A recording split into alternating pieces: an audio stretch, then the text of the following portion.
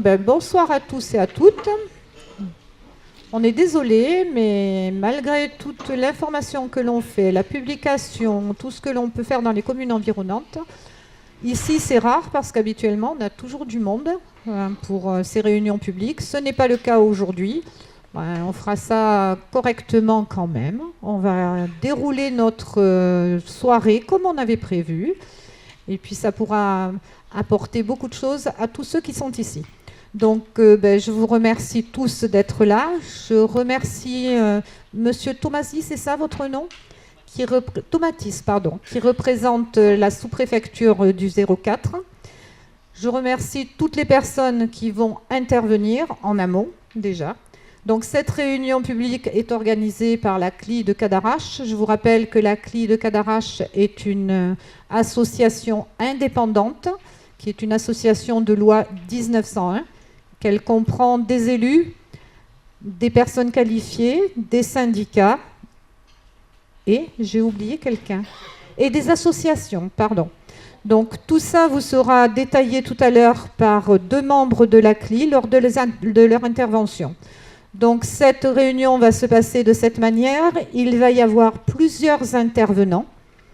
Nous allons avoir d'abord Monsieur Bourmont de Cadarache, qui est le directeur du CEA. Ensuite, nous aurons l'autorité de sûreté nucléaire et de radioprotection, puisque maintenant ils sont regroupés entre l'autorité de sûreté nucléaire et l'IRSN. Ensuite, vous aurez deux membres de la CLI, qui sont Monsieur Garcia et Monsieur Novi, et qui vous parleront un petit peu de tout le travail que nous effectuons par rapport au site de Cadarache, puisque aujourd'hui la réunion publique, c'est les 80 ans de Cadarache et les 32 ans de mission indépendante de la CLI. Ensuite, vous aurez aussi, donc j'ai dit l'IRSN, les membres de la CLI, vous aurez l'INSTN, vous aurez des membres de Centrale, qui est une école, et vous aurez aussi un membre d'une start-up qui travaille, vous m'avez dit, sur Cadarache, non? Pardon? Vous êtes issu du CEA et vous avez des représentants du CSE, Comité économique et social de Cadarache. Je pense que je n'ai oublié personne, donc je vous souhaite une bonne réunion. Alors ça va se passer en deux temps. Chaque fois, vous avez un intervenant ou plusieurs qui va vous présenter un sujet et vous aurez un temps dédié aux questions, justement, par rapport à ce que vous a présenté l'intervenant. Donc, entre chaque intervention, vous avez ce temps de parole. Par contre, ce que je vous demande, c'est de vous présenter quand vous allez vous poser vos questions et surtout de ne poser des questions qui ont attrait uniquement au sujet que l'on vous propose. Si vous avez l'intention de poser des questions autres que cela, à ce moment-là, je vous expliquerai que dans la CLI, il y a des groupes de travail, vous nous contactez, nous travaillerons donc ensemble avec les questions que vous pouvez nous poser en dehors des sujets d'aujourd'hui. Et ensuite, nous pouvons faire aussi une réunion consacrée pour la population à ce sujet. Mais aujourd'hui, on ne sort pas de nos sujets parce que c'est tellement vaste, il y en a tellement à dire, que je pense qu'on serait là très très tard et je ne crois pas que tout le monde a envie de rester à point d'heure dans cette salle pour pouvoir discuter de ce genre de choses. Et en dernier, vous aurez un buffet, bien entendu, où vous pourrez entre vous, Monsieur Juan est en train de me dire merci, l'air de dire j'ai déjà fait, et entre vous, vous pourrez rediscuter de tous ces sujets. Chaque intervenant va se présenter, je ne le fais pas moi-même parce qu'ils sont plus à même, eux, de se présenter et d'expliquer ce qu'ils font dans leur domaine. Voilà. Merci et puis bonne réunion. Alors, en premier, je passe la parole à Monsieur Bourmont, directeur du centre de Cadarache. Merci beaucoup, Madame Noé. Je voudrais d'abord remercier la CLI pour nous permettre, donc au CEA, de parler ce soir et à l'occasion des 80 ans du CEA, de vous présenter ce que l'on fait et ce que fait le CEA. Alors moi, je suis donc Christophe Bourmont, le directeur du centre de CEA de Cadarache depuis avril 2023. Donc le CEA au cœur de la recherche française. Donc on peut passer à la planche suivante. Donc le CEA, vous savez qu'il a été impulsé par le général de Gaulle en 1945. Donc on fête bien les 80 ans du CEA et non pas les 80 ans du CEA de Cadarache parce qu'il a été créé en 59, donc après. Donc le CEA dont on fête les 80 ans, donc au départ, il était là pour maîtriser l'énergie nucléaire, donc dans les deux domaines que sont l'électricité, la production d'électricité, et également l'arme atomique. Donc c'était les deux missions auxquelles le général de Gaulle a confié au CEA. Depuis, on a élargi la palette et donc on travaille sur 4 grands domaines pour relever les défis sociétaux et répondre aux besoins de la société, que sont donc la transition énergétique, la diffusion massive de technologies numériques, et notamment, là, ça se fait plutôt à Grenoble, ça, la santé du futur, et puis la sécurité pour faire face aux menaces géopolitiques. Diapo suivante. Alors, vous verrez, j'ai pas mal de diapos. Je ne peux pas tout détailler, donc, parce que j'ai un temps de parole relativement limité. Mais s'il y a besoin, on reviendra dessus. Donc, aujourd'hui, les 4 grandes missions du CEA, vous les avez à l'écran, la dissuasion et la sécurité, la transition énergétique, la transition numérique, la technologie pour la médecine du futur. Et ce qu'il faut retenir sur cette planche, c'est que le CEA, c'est le 2e organisme de recherche en France, derrière le CNRS, en nombre d'effectifs. On peut revenir quand même, parce que la raison d'être du CEA, je vais quand même le dire, ça me semble important, donc c'est d'agir pour assurer à la France et à l'Europe un leadership scientifique, technologique et industriel. Le mot industriel est important, vous savez que le CEA, ça va de la recherche à l'industrie. D'ailleurs, c'était un slogan il y a quelques années. Et donc c'est une singularité du CEA par rapport à d'autres organismes de recherche. Donc l'idée, c'est quand même de préparer un présent et un avenir mieux maîtrisé et plus sûr pour tous, ce que l'on souhaite. Diapo suivante. Donc, il y a 9 centres. Alors, je ne sais pas si on voit bien la carte. Il y a 9 centres de CEA en France. Il y a 5 centres militaires qui dépendent de la direction des applications militaires et 4 centres civils qui sont le centre de Saclay, le centre de Grenoble, Marcoule et Cadarache. Donc les centres s'appuient sur des universités. Alors nous, c'est Aix-Marseille Université, mais Grenoble et Paris-Saclay sont des centres qui sont des membres fondateurs des universités Paris-Saclay et Grenoble-Alpes. On dispose d'un alors le CEA, vous l'avez compris, pour être en lien avec l'industrie, on fait beaucoup de recherche appliquée. On a besoin de grosses ou de grandes infrastructures de recherche. Et donc, vous verrez, on en a à Cadarache, mais il y en a sur tous les centres de recherche du CEA.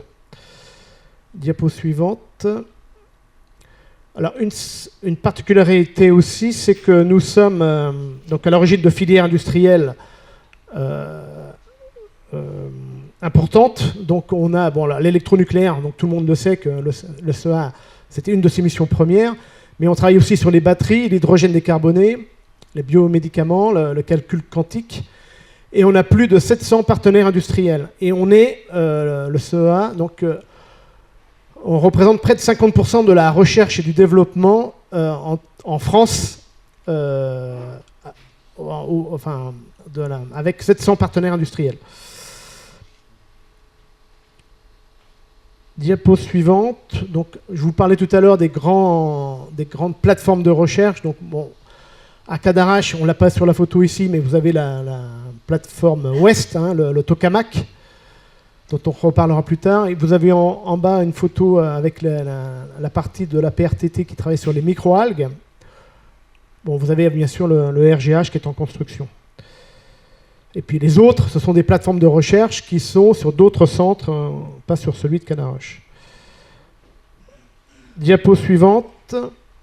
Donc, quelques chiffres clés du CEA. Donc, on est le premier organisme de recherche déposant des brevets en France et en Europe. Et on est dans le top 100 mondial en matière d'innovation. Donc, on est le premier organisme de recherche dans le top 100 mondial. En termes d'effectifs, nous sommes plus de 22 000 collaborateurs, avec à noter 1600 doctorants ou post-doctorants. plus de 700 partenaires industriels, je l'ai dit tout à l'heure, et on génère plus de 100 000 emplois, donc directs, indirects ou induits en France.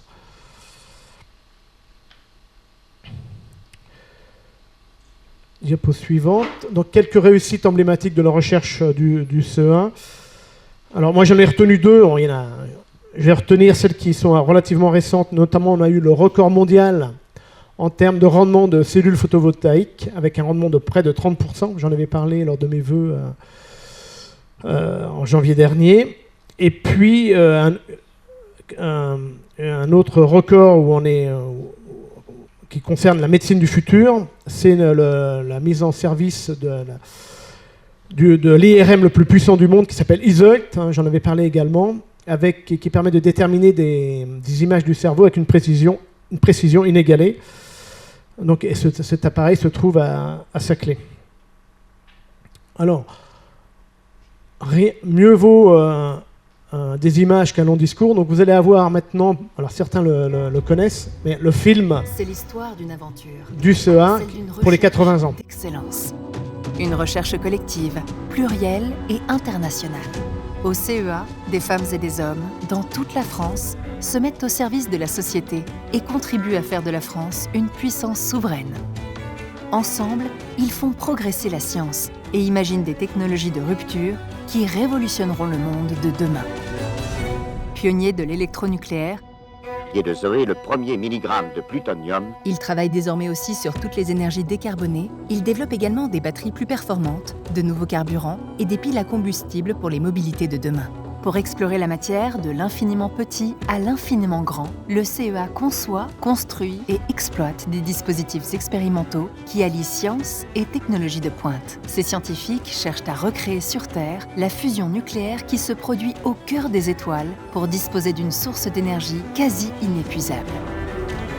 Face à l'urgence du dérèglement climatique, ils reconstituent les variations du climat depuis ses origines pour mieux en prévoir les évolutions.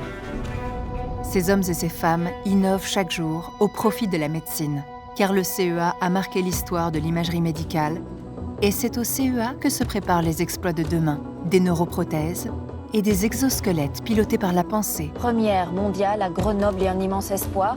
Et grâce au CEA, naissent de nouveaux espoirs, contre le cancer, les maladies neurodégénératives ou les pandémies.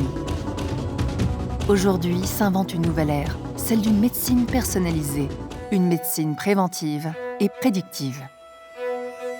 C'est aussi au CEA qu'ont œuvré les précurseurs de la microélectronique et de l'informatique. Aujourd'hui, leurs successeurs développent des nanotechnologies, des systèmes numériques et des supercalculateurs qui traitent le big data. Ils conçoivent une intelligence artificielle sobre et de confiance et préparent l'avènement de l'ordinateur quantique avec une ambition forte. Un numérique sûr, éthique et éco-responsable. Pour servir la défense et la sécurité nationale, le CEA conçoit et fabrique les têtes nucléaires qui équipent nos forces aéroportées et océaniques. Grâce à la simulation, il pérennise la dissuasion sans recourir aux essais nucléaires. Et c'est aussi au CEA qu'a été mise au point la propulsion nucléaire au profit de la Marine nationale.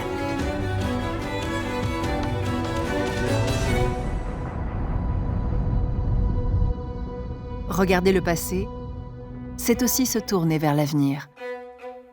Aux pionniers d'hier répondront les précurseurs de demain. Du noyau des atomes au cœur des étoiles, ces femmes et ces hommes font avancer chaque jour une recherche reconnue dans le monde entier. Transférée à l'industrie, une recherche qui change nos vies pour les générations futures.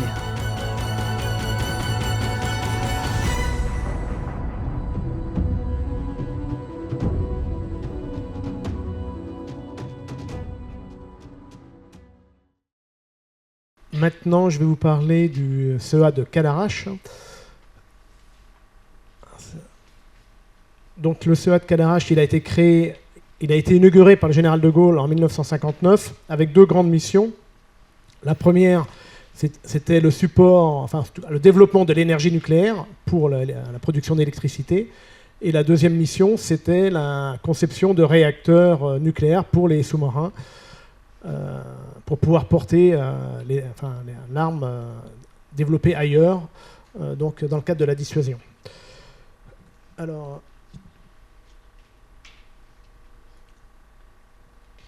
Donc voilà ce que je viens de dire. On peut passer. Alors bon, les photos, vous avez vu que c'était le RGH et puis c'est un SNA de type Suffren. Donc c'est pas ceux qui étaient en 59. Hein. En 59, c'était le PAT. Enfin, et puis des réacteurs rapides, des réacteurs à neutrons rapides comme Pégase, Cabri, Éole Minerve, Rhapsody. Donc le centre de Cadarache, c'est 5500 personnes au quotidien. Alors un petit peu moins maintenant avec le télétravail, mais en gros c'est l'ordre de grandeur, dont 2600 salariés du CEA. C'est 900 hectares clôturés, c'est 160 doctorants et post-doctorants. Vous voyez que c'est à peu près 10% des doctorants ou post-doctorants du CEA. C'est 720 millions d'euros de budget injectés dans l'économie locale. Donc une grande partie est liée à la construction du RGH. Et c'est 21 installations nucléaires de base et autant d'ICPE, dont, alors pour les installations nucléaires de base, la moitié à peu près est en démantèlement. Et on représente, ça va faire la transition, le 4e pôle d'emploi de la région sud, avec 7500 emplois directs, indirects ou induits. Diapo suivante. Et donc vous pouvez voir que c'est sur cette diapo que de Manosque, on a à peu près 10% de salariés qui travaillent au CEA de Cadarache. Et le gros du volume des salariés, c'est les Bouches-du-Rhône avec 40%.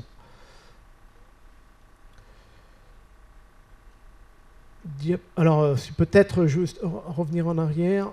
Sur le centre de Cadarache, il y a donc des salariés CEA, mais il y a également Technicatom, qui travaille pour la propulsion nucléaire. Vous avez également l'ASNR, donc l'ex-IRSN, donc pas la même, pas celle de Marseille, enfin, c'est la même aujourd'hui, mais en fait, c'est pas le même métier. Voilà. Et on a également Framatome avec Intercontrol, et puis on a un certain nombre de prestataires qui participent à l'exploitation ou à la maintenance de nos installations. Diapo suivante. Donc l'émission, si je reviens sur la transition énergétique, on travaille au profit donc, du parc nucléaire d'EDF, mais on travaille aussi pour le futur, avec les réacteurs du futur, donc les SMR, mais la génération 4 également. On travaille sur les petits réacteurs, les SMR ou les AMR, donc je pourrais revenir là-dessus si vous le souhaitez plus tard. En matière de neutralité carbone, vous savez que c'est l'objectif de la France, d'obtenir la neutralité carbone en 2050. Donc on développe des énergies décarbonées, donc le nucléaire en est une. Mais il y a également la fusion nucléaire avec le Tokamak West. Et puis on travaille aussi sur des biocarburants. Et donc ça, c'est la partie du BIAM. Le BIAM, c'est le laboratoire de biosciences et biotechnologie, et qui travaille également sur l'adaptation au réchauffement climatique. Diapo suivante. Donc, l'autre grande mission, c'est la souveraineté nationale. Donc là, je ne reviens pas sur l'indépendance stratégique et la conception des chaufferies nucléaires et la maintenance des gros composants des chaufferies.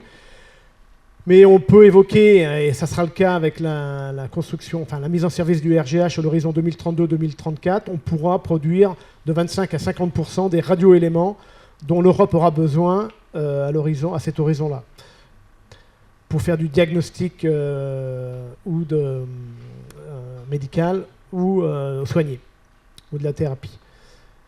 Diapo suivante.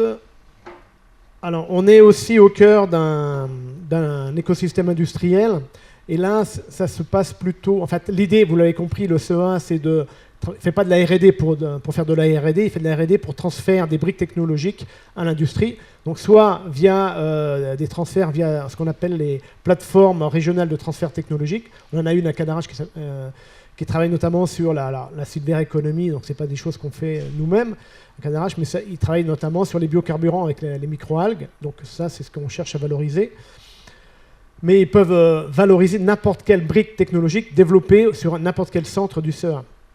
Donc ça, c'est par la PRTT. On sème aussi des startups, des startups notamment dans le domaine du nucléaire. Donc vous en avez un certain nombre, Otrera, Blue Capsule ou Exana. Et puis on a d'autres startups comme Fluid, qui sera évoqué tout à l'heure, qui proposent des nouvelles technos. Et donc l'idée, c'est de faire grandir l'industrie et d'être plus compétitif et de créer des emplois avec ces technos qu'on développe au sein du CEA. Diapo suivante. Et donc on ne le fait pas tout seul, on le fait au sein d'un écosystème académique. Donc je ne vais pas en dire beaucoup parce qu'il y a Olivier Provitina qui en parlera pas mal tout à l'heure. Donc on a, nous, historiquement, une école, un centre de formation qui s'appelle l'INSTN. Et puis on a un grand nombre de partenariats avec Aix-Marseille Université, mais avec l'école centrale Méditerranée qui a été évoquée tout à l'heure, avec l'école l'ENSAM, donc l'école des arts et métiers à Aix. On a une convention avec Kedge aussi. Voilà. Et puis on a aussi une convention avec le rectorat parce qu'on a une mission de vulgarisation de la science, de faire connaître la science. Et on était notamment présent ici à Manosque lors de la fête de la science. Et je sais que ça a eu un franc succès parce que nous avons doublé le nombre de participants par rapport à l'année précédente ici à Manosque. Donc, et c'est un bon moyen pour ceux qui ne le sauraient pas, en tout cas de venir à cette fête de la science pour être en contact direct avec les chercheurs du CEA, qu'ils soient du domaine du BIAM, de l'énergie nucléaire ou de la fusion nucléaire. En tout cas, moi, quand je suis venu, j'ai pu voir ce qu'on pouvait proposer et on fait beaucoup d'efforts pour justement se mettre à la disposition des personnes qui s'intéressent à ce qu'on fait au CEA. Diapo suivante. Alors, bien sûr, on a un centre de R&D. On travaille sur les domaines du nucléaire. Le nucléaire, vous savez que ça nécessite de prendre des précautions, donc d'agir en connaissance de cause. Et donc, on a une priorité, une préoccupation vis-à-vis de la sécurité. Notamment, alors, on fait des choses en termes de surveillance de l'environnement, mais dans l'ADN des ingénieurs et des chercheurs du CEA, notamment dans le domaine de la fission ou de la fusion nucléaire, la sécurité est quelque chose de très important. On se prépare bien sûr à la gestion de crise, on fait un certain nombre d'exercices auxquels vous êtes vous participez vous-même, notamment dans le cadre du plan particulier d'intervention. C'est un exercice qui a lieu tous les 5 ans à Cadarache. Bon, je ne vais pas développer, mais si vous voulez, on pourra y revenir. Et dernière planche, donc le centre CEA de Cadarache, c'est d'abord des femmes et des hommes qui travaillent dans des instituts au sein d'équipements qui sont la plupart uniques au monde pour faire avancer l'industrie, pour accompagner les grandes priorités nationales, notamment en termes de transition énergétique ou de défense et de sécurité pour Cadarache. Merci de votre attention et puis s'il y a des questions, je suis bien sûr prêt à y répondre. Merci beaucoup, Monsieur Bourmont. Est-ce que certaines personnes ont des questions à poser ou pas? Parce que moi, j'en aurais, donc j'attends. J'ai juste une question sur les startups, les SEMAG. Comment vous gérez, comment ça se passe en fait? À quel moment vous décidez de soutenir une start-up? Et puis un exemple, hormis les grandes start-up qu'on a vues, ils sont relatifs au SMR. Mais une technique, comment on exploite une technique? En fait, l'idée, mais je vais donner la parole à Mathieu parce qu'il a vécu tout ça. Mais un ingénieur, un chercheur a une idée et donc il a fait remonter, il a fait valider par sa hiérarchie, il a fait remonter au sein de la direction générale du CEA auprès de Laurence Petit, alors je ne sais plus quelle est son directrice de l'innovation, et on a un programme qui s'appelle Magellan. Ce programme, en fait, il sert à encadrer ces jeunes chercheurs pour leur donner finalement la capacité à porter leur projet le plus longtemps possible. Et donc on les accompagne à la fois financièrement, on leur donne des tuyaux, enfin je sais pas, on les accompagne aussi sur le plan de l'idée pour faire mûrir cette idée. Donc c'est quoi, c'est 18 mois. Mais peut-être que le mieux c'est que tu témoignes, peut-être on peut le faire témoigner tout de suite, de comment ça s'est passé pour toi, Mathieu. Merci. Oui, bonjour, vous m'entendez? Oui. Mathieu Darnajou, moi j'ai créé justement une de ces startups, la startup Fluide. Alors, je reviendrai peut-être avec des questions plus tard, mais là juste précisément sur cette question. Donc c'est le programme Magellan, qui est le programme dédié à la création de startups et à l'essaimage au sein du CEA, qui a été lancé en 2020 sur la base des travaux précédents qui avaient été faits à la DRT, notamment au LETI, avec une longue histoire de création de start-up. ST Micro, c'est une start-up qui vient du CEA, qui a été créée en 72, si je retiens bien ce que m'a dit Olivier tout à l'heure. Donc c'est très structuré, ça se passe en 3 ans, normalement en 3 ans, avec 3 étapes. Donc il y a une étape d'appel à idées, où on fait une première approche à l'entrepreneuriat. Donc c'est pour tous les chercheurs du CEA qui viennent répondre à cet appel à idées. Pendant 6 mois, on définit un business plan et un marché, pendant lequel, à l'issue duquel on présente un programme qui est financé pendant la deuxième phase de sélection, qui dure normalement 18 mois. Et à la fin de ce programme, normalement, l'avènement, c'est l'obtention du concours national d'innovation iLab. On arrive dans la dernière phase, qui est la phase d'essaimage, pendant laquelle on crée la start-up en tant que telle. Voilà. Et après, à partir de la phase de l'essaimage, on a l'autorisation officielle du CEA de créer l'entreprise et de quitter le CEA pour aller rejoindre cette entreprise. Voilà.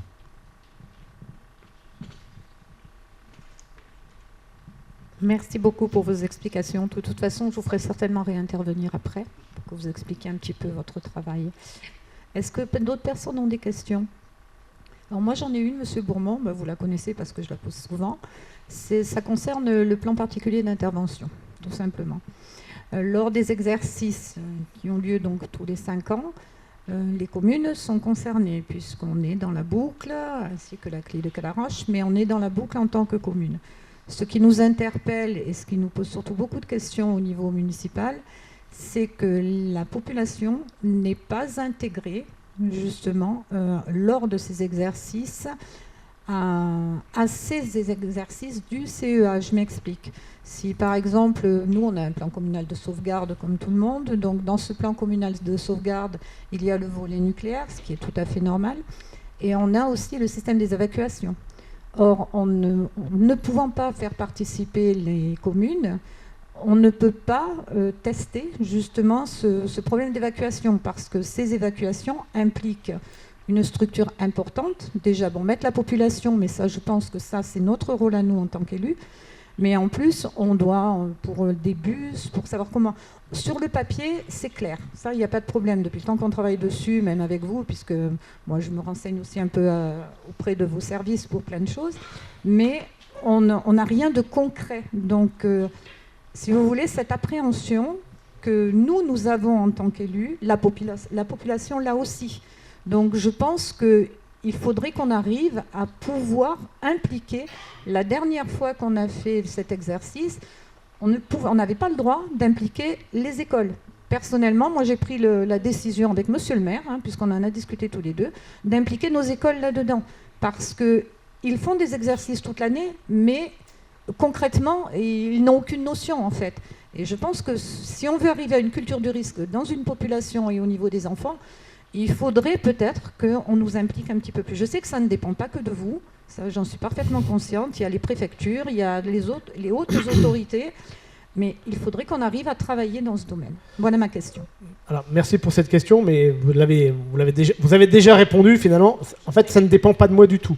Parce que moi, je suis en tant qu'exploitant, je suis responsable de ce qui se passe sur le centre. Et la partie, quand il y a un PPI, c'est qu'il y a des choses qui sortent à l'extérieur. Et donc là, c'est la préfecture qui a la main. Et donc quand on prépare ces exercices-là, le scénario, il est monté avec la préfecture. Donc, alors moi, je peux éventuellement faire remonter à la préfecture qu'on pourrait, en fonction des vents, jouer un coup Saint-Paul, un coup Vinon, voilà. Ok, mais j'entends. Alors, je sais que, alors, vous savez peut-être, mais dans un monde, dans mon métier précédent, donc j'étais à Toulon, pour ceux qui ne le savent pas, et à Toulon, on avait fait jouer un quartier en dehors de. Donc, c'est possible. Donc, après, il faut arriver à convaincre la préfecture mais je pense que c'est quelque chose qui doit être possible. Voilà. Bon, mais vous savez que de toute façon, moi, depuis des années, je me bats avec la préfecture là-dessus, tout comme vous avez su certainement que pour les distributions des comprimés d'iode, je me suis battue et j'ai fait à ma façon et ça marche. Donc, je pense qu'on y arrivera, mais c'est pour ça que je vous demande aussi votre soutien. Oui, alors c'est vrai que Cadarache, on est un petit peu particulier parce que, comme vous le savez, on est à la fois sur les Bouches-du-Rhône, sur les 4 départements, donc même si on est nous-mêmes rattachés aux Bouches-du-Rhône. Mais c'est la préfecture de région qui jouera. Bon, écoutez, le prochain, normalement, c'est 2027, hein, parce que c'était novembre 2022, donc on a encore un peu de temps pour se préparer, mais... Ok, je note votre demande. Je la réitère à chaque fois, donc je me permets d'en reparler d'ailleurs. Voilà, merci beaucoup, monsieur. Merci à vous. Est-ce qu'il y a d'autres questions, à part la mienne, bien sûr? Non. Merci pour votre intervention. Oui, pardon. Juste une question. On a parlé de Calogéna. On a parlé de Calogéna. Bonjour, monsieur le directeur. Pardon. Excusez-moi. On a parlé de Calogéna. Est-ce que ça va être installé chez vous?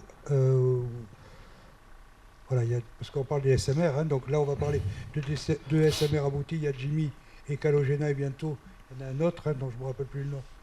On en a parlé il n'y a pas longtemps, mais je ne me rappelle plus du troisième.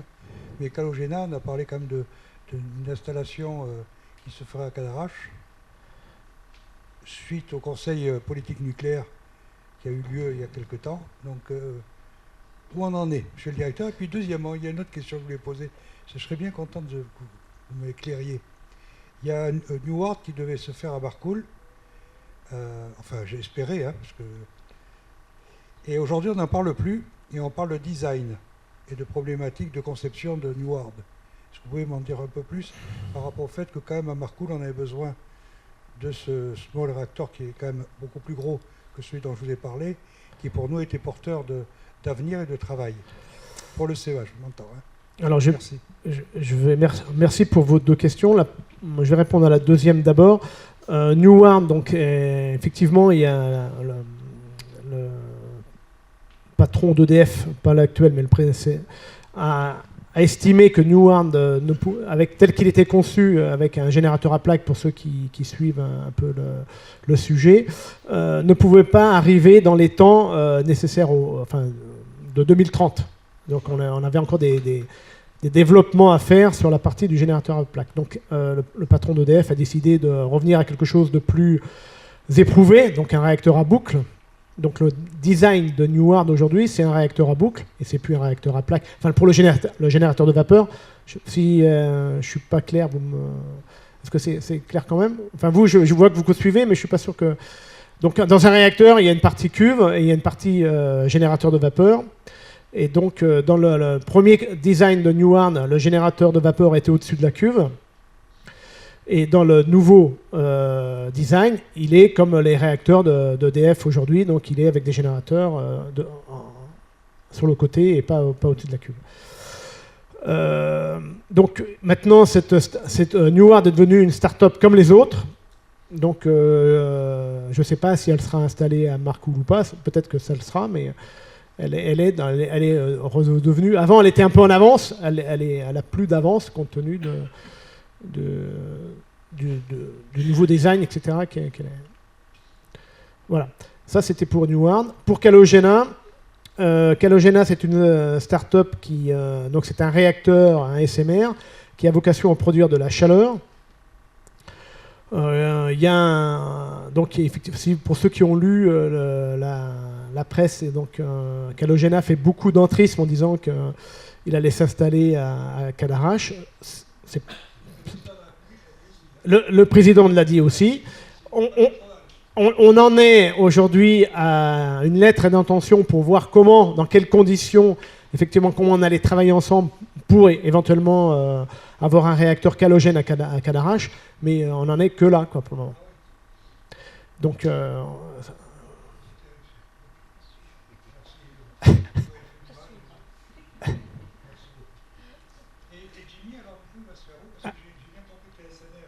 alors Jimmy, je sais pas. En tout cas, j'ai pas eu de demande pour Cadarache.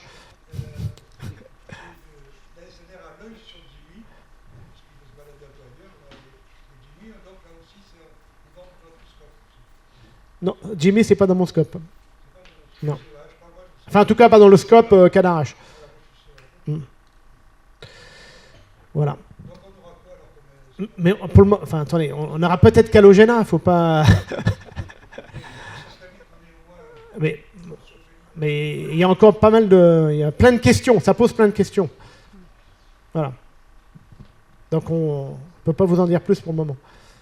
Ah, monsieur.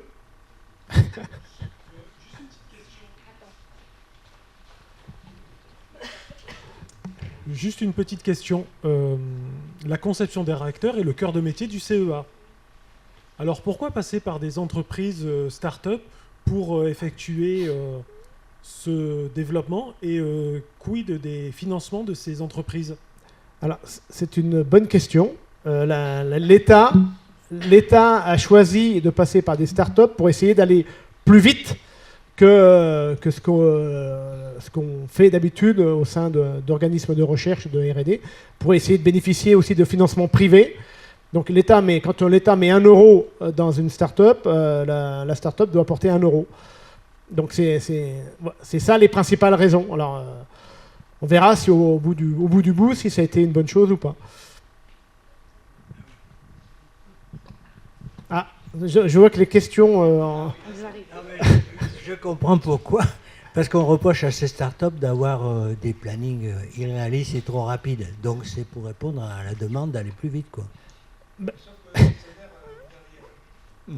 Non mais...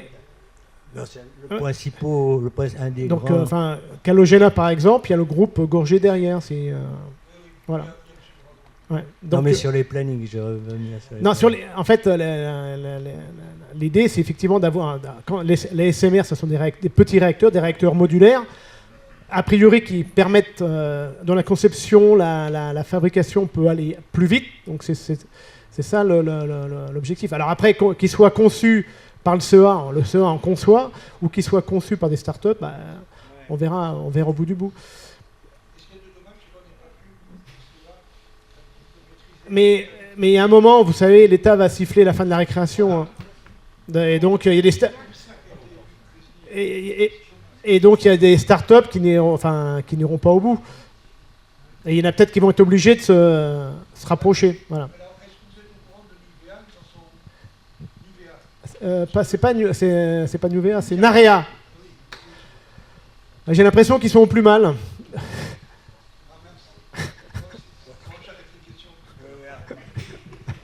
Bon, si je peux me permettre, il est temps d'attendre. C'est le cas de ce que l'on dit habituellement.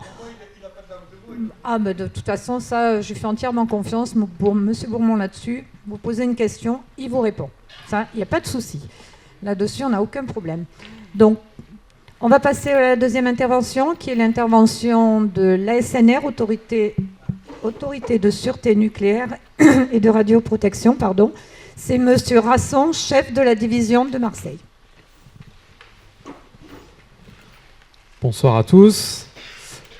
Donc, comme l'a dit Madame Noé, je suis Mathieu Rasson, chef de la division de Marseille de l'Autorité de sûreté nucléaire et de radioprotection, ASNR.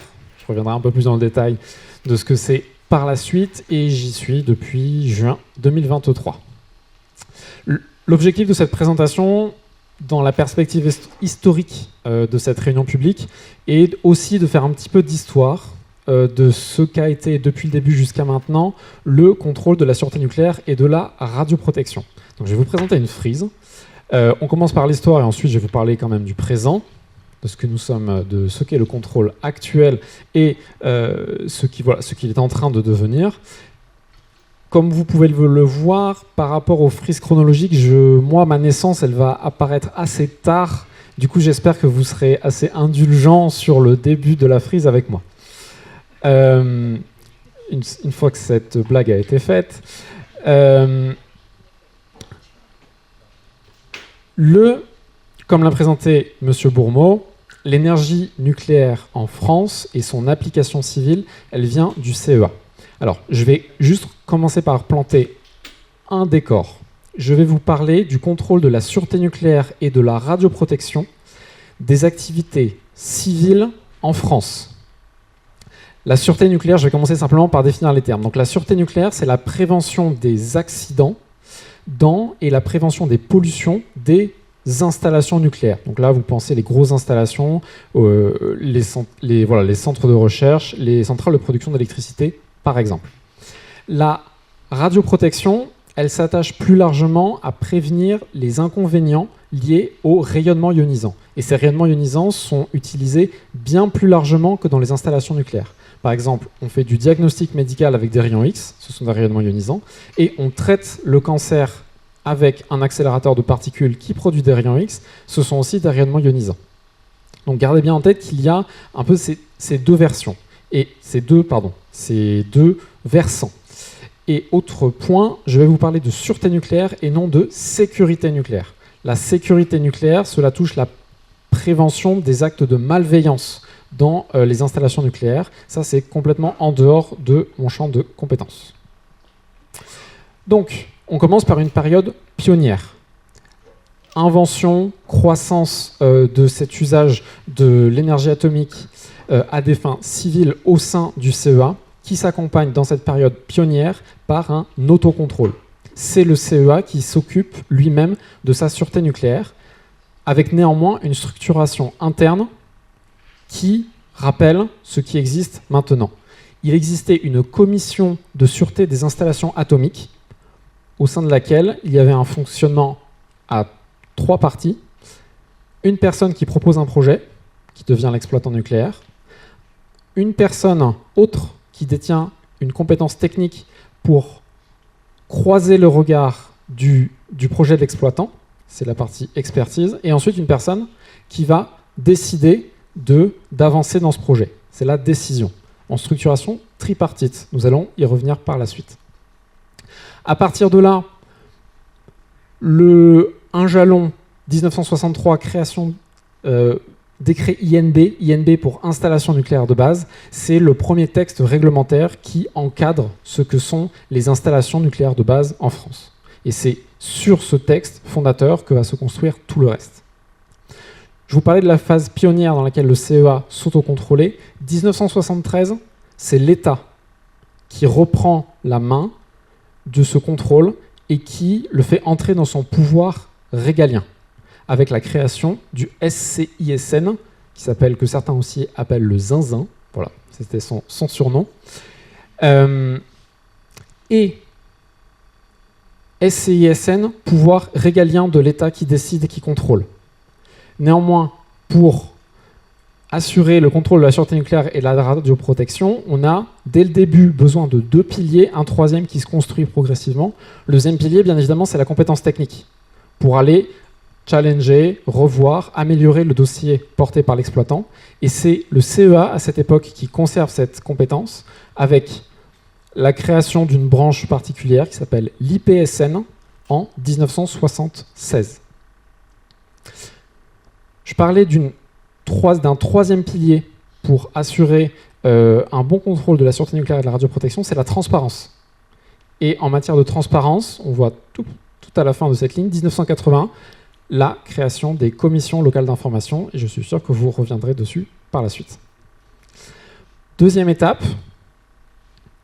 ce contrôle, il va se structurer et se renforcer avec plusieurs données d'entrée. Une donnée d'entrée d'intendance, mais qui a une très grande importance, c'est la création de la taxe INB en 1975, qui va financer simplement ce pouvoir de contrôle, ce pouvoir d'expertise, qui lui donne des moyens. Et par ailleurs, Tchernobyl 1986, nous avons tous entendu parler du nuage qui s'arrête à la frontière. Cela a remis au premier plan le troisième pilier dont je vous parlais, qui est la transparence en matière de sûreté nucléaire. Cette transparence, elle va prendre une forme institutionnelle qui est le CSSIN, je prends le raccourci tout de suite, qui deviendra l'actuel HCTISN, au Comité pour la transparence et l'information en sûreté nucléaire. Pendant ce temps-là, du côté du contrôle et de l'expertise, ce qui se passe, c'est un regroupement des compétences et des compétences techniques et des compétences de contrôle liées en sûreté nucléaire et en radioprotection, les deux versants dont je vous parlais. Cette réunion du côté du contrôle, elle prend la forme de la DGSNR, Direction Générale de la Sûreté Nucléaire et de la Radioprotection.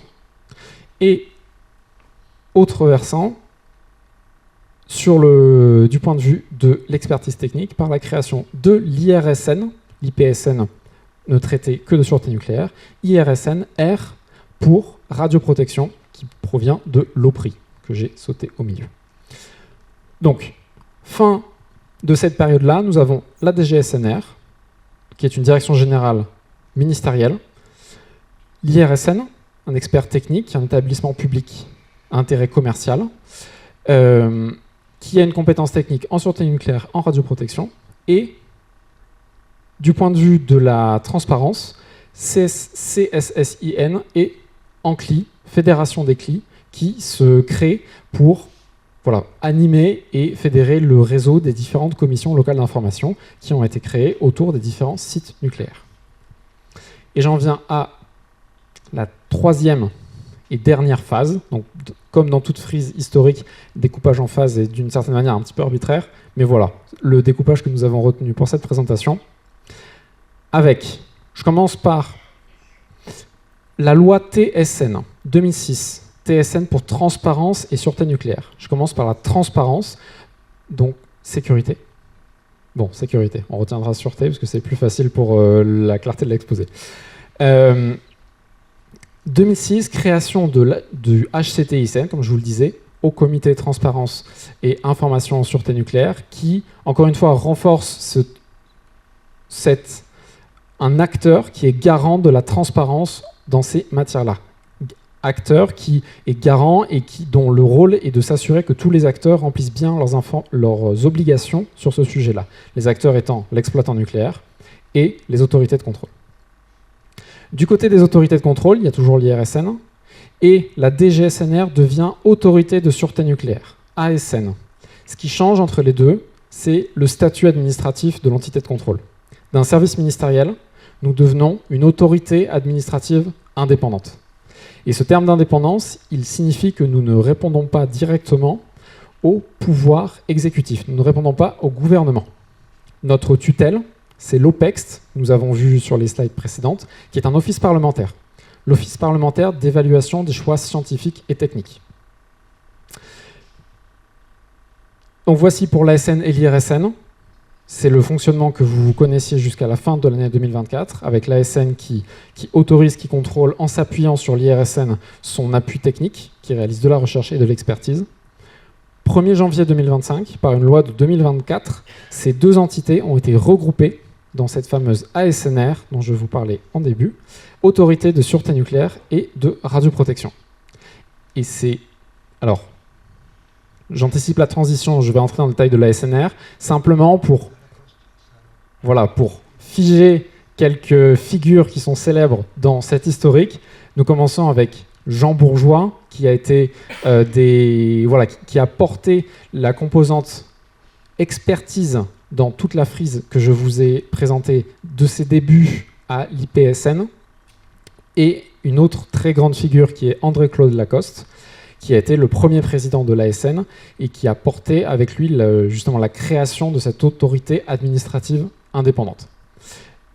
Comme malheureusement quand même, d'une certaine manière, la structuration du contrôle s'appuie sur les accidents qui, malgré tous les efforts qui sont faits, surviennent. Je vous ai aussi replacé dans l'historique les événements marquants qui sont arrivés à la fois au niveau international, Three Mile Island, Tchernobyl et en France Épinal, les accidents de radiothérapie, et plus récemment Fukushima. J'en termine là pour la partie historique et je vous parle maintenant de ce que nous sommes maintenant, c'est-à-dire l'autorité de sûreté nucléaire et de radioprotection. Nous sommes une autorité administrative indépendante. Comme je vous l'ai dit, nous ne dépendons pas directement du pouvoir exécutif et donc nous disposons d'un organe décisionnel interne qui ne répond que de lui-même. C'est un collège qui est composé de 5 commissaires dont un président. Le président est actuellement Pierre-Marie Abadie. Ils ont chacun des mandats de 6 ans, non reconductibles et irrévocables. Et c'est ce collège qui incarne l'autorité administrative indépendante et son pouvoir de décision propre. Ce collège, il est appuyé par des services qui lui permettent de remplir toutes ses missions. Comme je vous l'ai dit, l'ASNR, par réunion de l'ASN et de l'IRSN, dispose d'un éventail de compétences et de missions extrêmement large. En réalité, désormais, nous avons des compétences sur l'intégralité de la chaîne de connaissances liées à la sûreté nucléaire et à la radioprotection.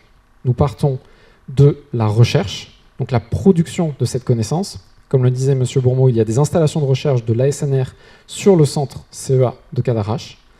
Cette connaissance qui est produite par notre recherche interne, mais aussi, bien évidemment, en s'appuyant sur l'état de l'art international, nous permet de nourrir une expertise technique interne. Cette expertise technique va appuyer les décisions que nous prenons. Les décisions, elles peuvent être réglementaires, elles peuvent être aussi d'autorisation. Par exemple, nous autorisons les différents services médicaux à utiliser des rayonnements ionisants. Nous contrôlons. Donc contrôler, c'est quelque chose que vous connaissiez de l'ASN. Nous réalisons des inspections chaque année pour vérifier que les exploitants exploitent leurs installations, réalisent leurs activités nucléaires conformément à ce qui a été autorisé pour eux. Et 3 autres missions tout aussi importantes. Situation d'urgence radiologique, nous sommes présents en appui technique des pouvoirs publics qui gèrent la crise. Les pouvoirs publics sont les préfectures qui vont gérer la crise sur les installations. Donc nous, ASNR, notre rôle est de conseiller le préfet qui décide. Information et dialogue, comme je vous le disais, un pilier très important d'un bon système de contrôle de la sûreté nucléaire. Nous avons une obligation d'information sur ce qui se passe. Nous publions chaque année, et d'ailleurs j'en profite pour faire la promotion, un rapport annuel qui présente notre avis sur la sûreté nucléaire et la radioprotection en France. Et nous organisons du dialogue avec la société. Et enfin, nous sommes un organisme de recherche, donc nécessairement nous avons une activité de formation qui est importante. Donc nous intervenons dans différents instituts de formation à travers la France. Concrètement, sur le terrain, l'ASNR dispose de services centraux en région parisienne, Montrouge et Fontenay-en-Rose, des centres de recherche et d'expertise qui sont répartis sur le territoire. Donc vous en voyez à Cherbourg, Le Vésinet, Saclay, Fontenay-aux-Roses aussi, Tournemire, Les Angles et Cadarache, comme je vous l'ai indiqué. Et la présence administrative, la présence de contrôle de l'ASNR sur le terrain, elle est représentée par les divisions territoriales. Les divisions territoriales, donc je représente la division de Marseille, ici. Les divisions territoriales maillent l'intégralité du territoire français, y compris Outre-mer, et ces divisions ont plusieurs missions. Je vais les détailler par la suite, mais ce que vous pouvez retenir dès à présent, c'est qu'une division, c'est la porte d'entrée et la voie de l'intégralité de l'ASNR sur son territoire. Les missions des divisions territoriales, plus précisément, donc en plus du rôle de représentation, nous avons bien évidemment le rôle de contrôle. Ce sont dans ces divisions territoriales que se trouve la majorité des inspecteurs de l'ASNR qui vont réaliser les inspections sur le terrain. Nous avons une mission concrète en situation d'urgence radiologique. En cas de crise, l'ASNR se structure à plusieurs niveaux. Il y a un centre de crise national qui va formuler les recommandations de l'ASNR à l'adresse des préfets. Et la division va se rendre au COD pour épauler le préfet et expliquer plus précisément ce que conseille l'ASNR. Et enfin, information dialogue, c'est ce que je fais aujourd'hui. Les différentes divisions territoriales représentent l'ASNR dans les réunions publiques des commissions locales d'information. Nous sommes aussi responsables d'une partie des relations médias de l'ASNR. Nous avons annuellement une conférence de presse qui nous permet de présenter notre avis sur la sûreté nucléaire et la radioprotection.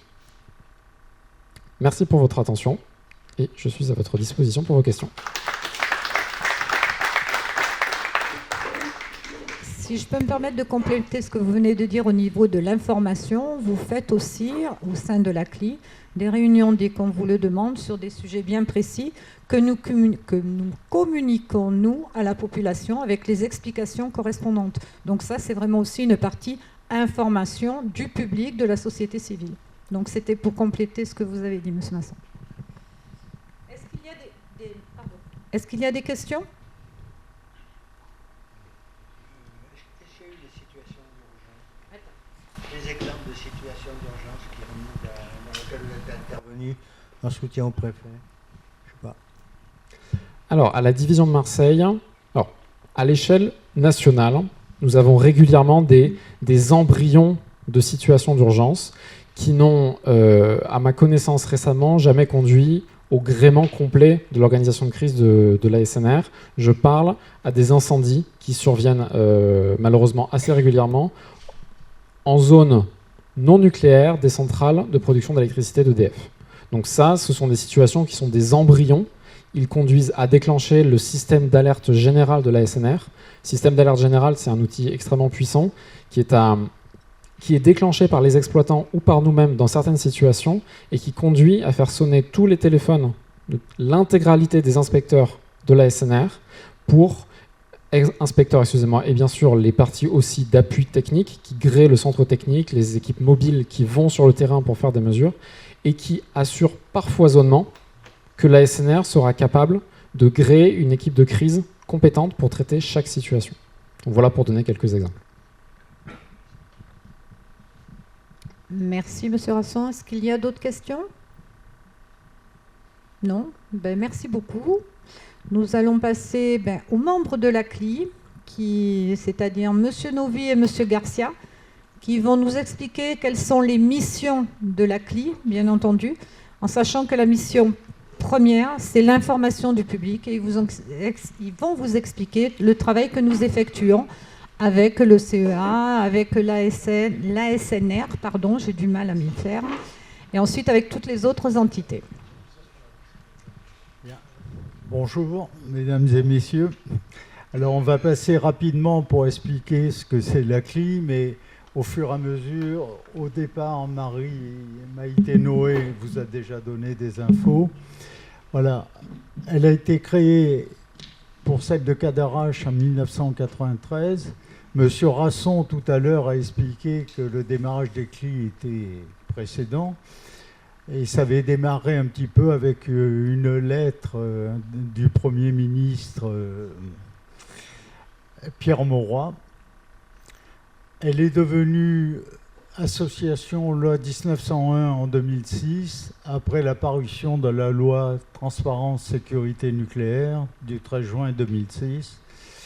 Voilà. Ça aussi, ça a été annoncé par M. Rasson. Il n'y a pas de scoop dans ce que je veux vous dire. Alors, la CLI de Cadarache est chargée d'une mission de suivi, d'information, de concertation en matière d'énergie nucléaire, de radioprotection et bien sûr de l'impact sur les personnes et l'environnement.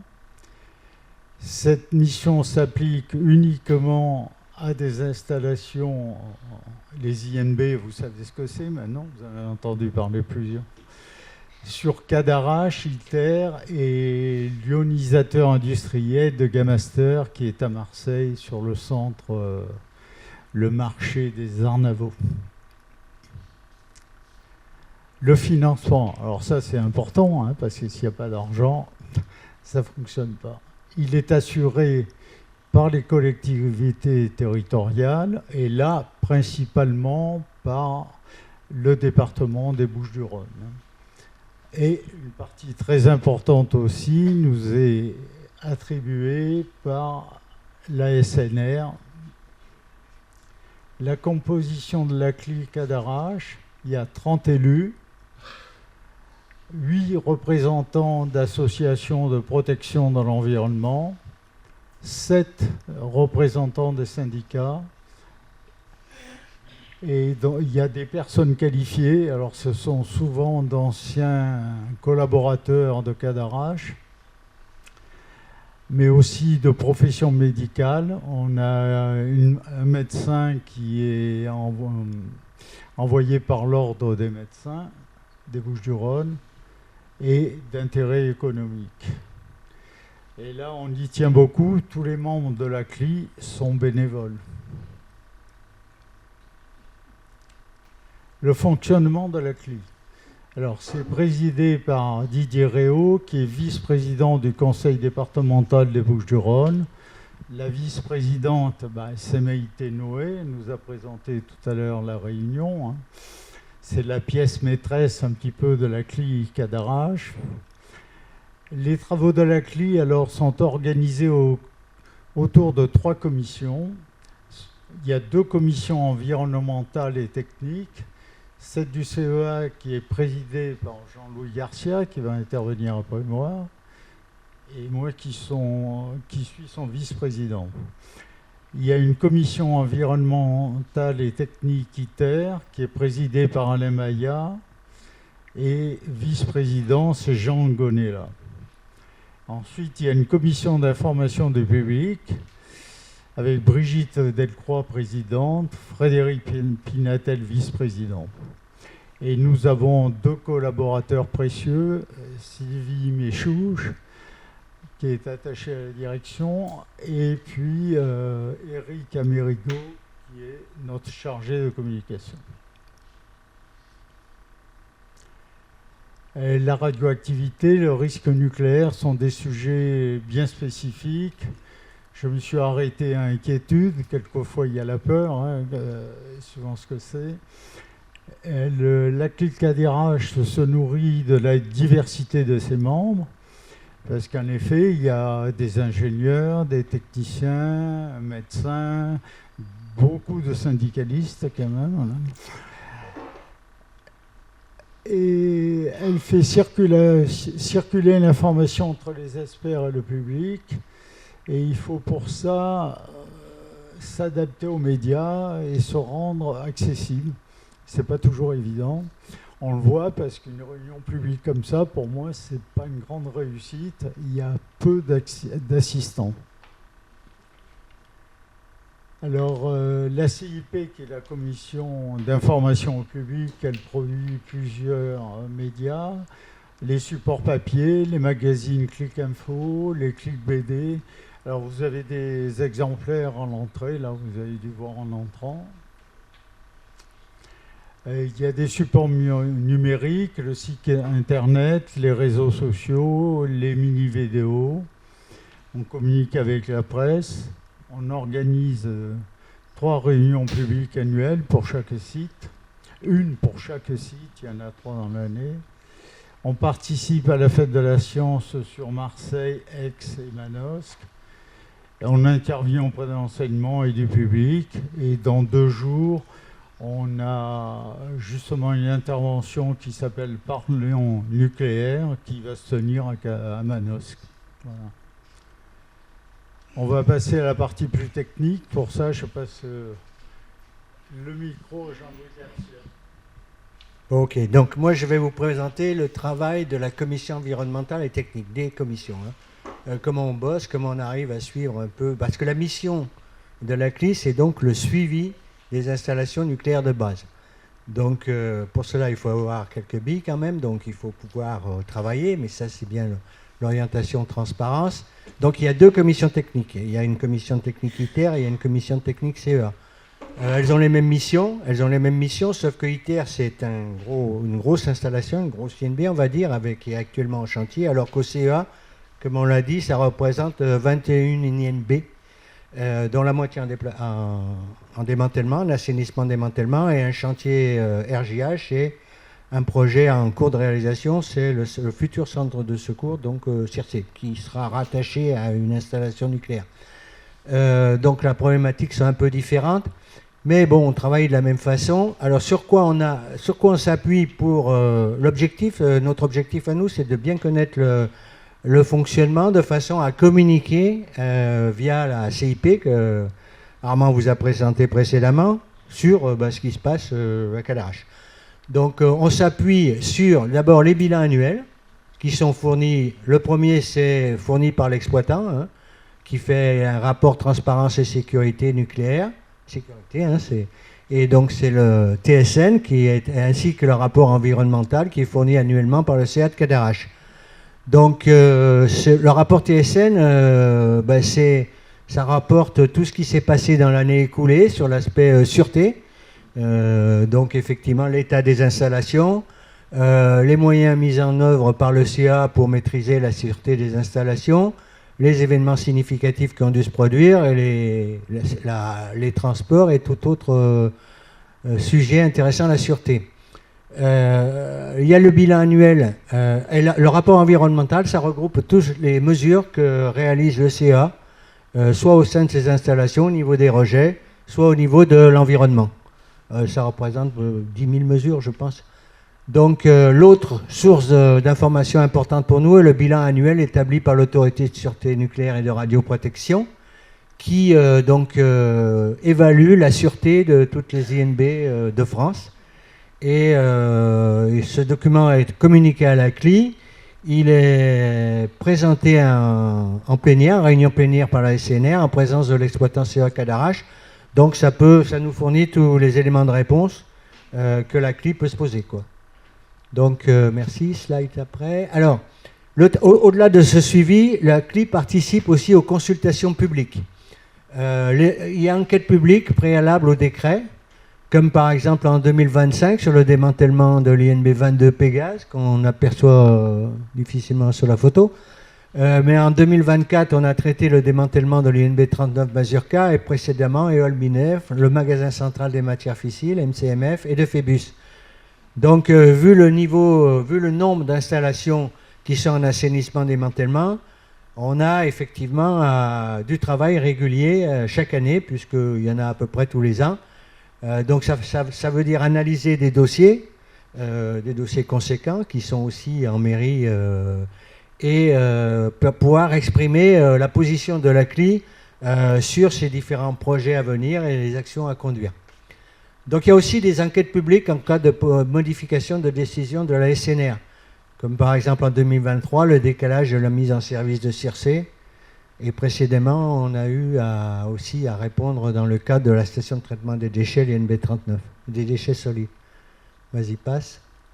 Nos autres sources d'informations, puisque effectivement on recueille un certain nombre d'informations, ce sont les rapports d'inspection de la SNR sur les INB CEA, auxquels nous aurons accès et qui nous permet effectivement de voir l'état de la sûreté et les remarques de la SNR sur les sujets inspectés. Les événements significatifs déclarés par le CE, alors quand il se passe un incident qui est hors du référentiel de sûreté, donc le CA a l'obligation de le déclarer à la SNR. Nous en avons information et les événements de niveau 2 en particulier peuvent faire l'objet d'une visite pour une meilleure compréhension et évaluation, si nécessaire, hein, on en a fait. Je rappelle simplement il y a eu une implication forte dans l'événement de la CLI, dans l'événement significatif de niveau 2 de la TPU. Niveau 2, c'est exceptionnel, avec la découverte de PU dans les boîtes à gants. Bon, pour son information aussi, le CA réalise des visites annuelles parmi les INB les plus stratégiques du CA, l'INB 56, mais on a fait aussi CEDRA et le RGH, le chantier RGH. Donc vas-y. Alors, au-delà de ce suivi, la CLI conduit des études. Ce sont des expertises réalisées de façon totalement indépendante des exploitants. Donc là, on revient bien sur le volet sur lequel a insisté Maïté sur l'indépendance de la CLI, en procédant comme toute étude par rédaction, analyse du besoin, rédaction des cahiers des charges, puis analyse d'offres, contrats avec des labos ou industriels. Alors simplement, je rappellerai ce qu'on a réalisé en 2011-2013, donc l'étude sur le Val de Durance pour contrôler les tares halogéniques des berges par carottage en différents points et analyses, puisque les rejets, le CEA rejette en Durance après contrôle et analyse, quoi. Et donc on a souhaité quand même vérifier l'état de contamination des berges. Donc ces études font l'objet d'une information auprès du public par des clics infos spéciaux qui sont dédiés à cette thématique. Juste un petit... Là, c'est des photos qu'on a prises. Je crois que c'est l'ancien maire de Saint-Paul, Pizot, qui nous avait aidés dans ces études, en particulier pour l'étude suivante, à laquelle tu peux passer. On vient de terminer une étude sur le vallon du Labéou, et par prélèvement d'eau dans les résurgences pour s'assurer de l'absence de transfert de contamination par les eaux souterraines depuis le centre de Cadarache. Précédemment, on avait regardé tous les rejets liquides donc en surface, et là, on a voulu vérifier que dans le vallon du Labéou, il n'y avait pas de suspicion de contamination. Bon, ce sont des études de grande envergure qui requièrent du boulot, de longue préparation, une disponibilité bénévole. Elles ont un coût. Elles sont peu nombreuses, elles ciblées quand même pour l'intérêt.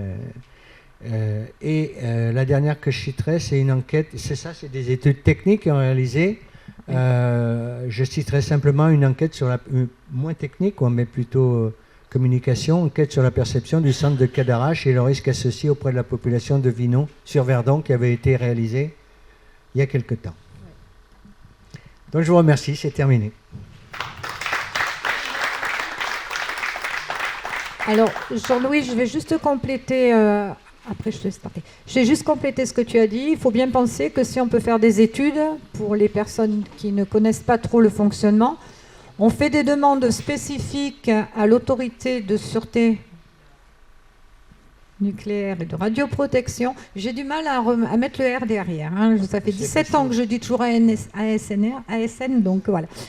Donc, on leur fait des demandes spécifiques quand, en début d'année, on leur fait des demandes de projet. Si on veut faire une étude en complément dans l'année, on leur fait une demande spécifique de financement, puisque la majorité, ils financent en général 50% de tout ce que l'on fait. Donc, la majorité de ce que l'on fait est financé par l'autorité de sûreté nucléaire de radioprotection. Voilà, je tenais à le signaler parce qu'il n'y a pas beaucoup d'associations qui ont cette possibilité de le faire. C'est vrai que la nôtre est particulière, c'est peut-être une association loi 1901, mais comme c'est une obligation, puisque c'est une obligation de l'État que ces CLI existent, puisque c'est autour de chaque centrale qu'il doit y avoir une CLI, commission locale d'information pour informer le public, mais il faut quand même le souligner. Le département, lui, finance en général tout le reste, plus ou moins, de toute notre activité, mais tout ce qui est information et études, la majorité du temps, c'est l'autorité de sûreté nucléaire et de radioprotection qui nous finance. Je tenais à le signaler. Mais les missions sont précisées dans la loi TSN, le volet études aussi, bon, qui n'est pas détaillé bien sûr, mais c'est au gré de chaque CLI. Oui,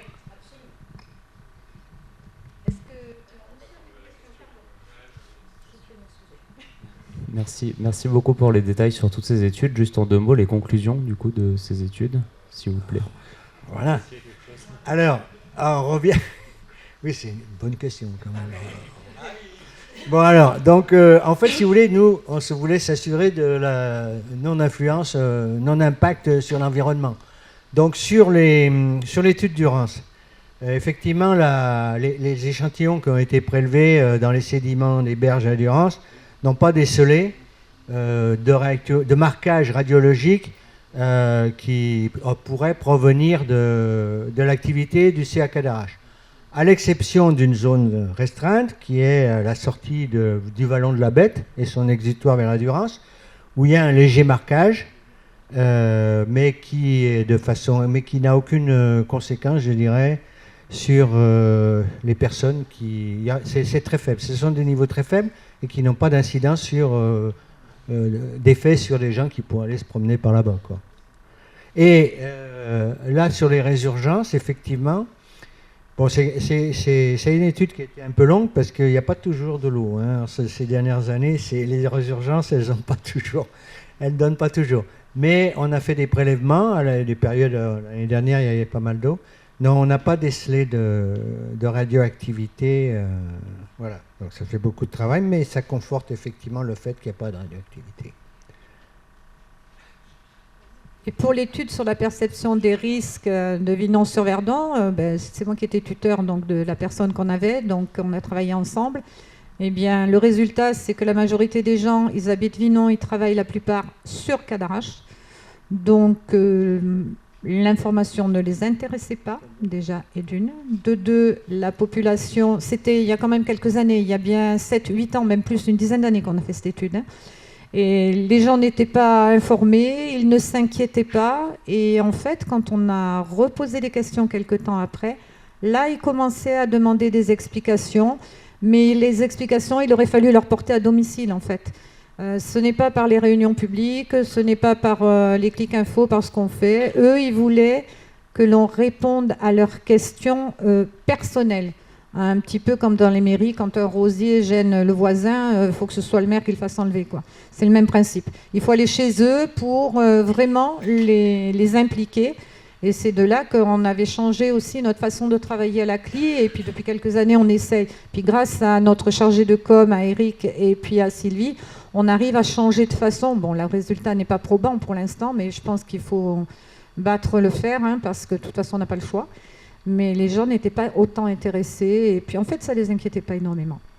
Maintenant, un peu plus. Depuis qu'on parle d'ITER et malheureusement, depuis qu'il y a eu cette guerre avec l'Ukraine, la Russie et tout ce qu'on veut, depuis qu'il y a eu Fukushima, alors là, ça commence à les interpeller. Mais bon, voilà.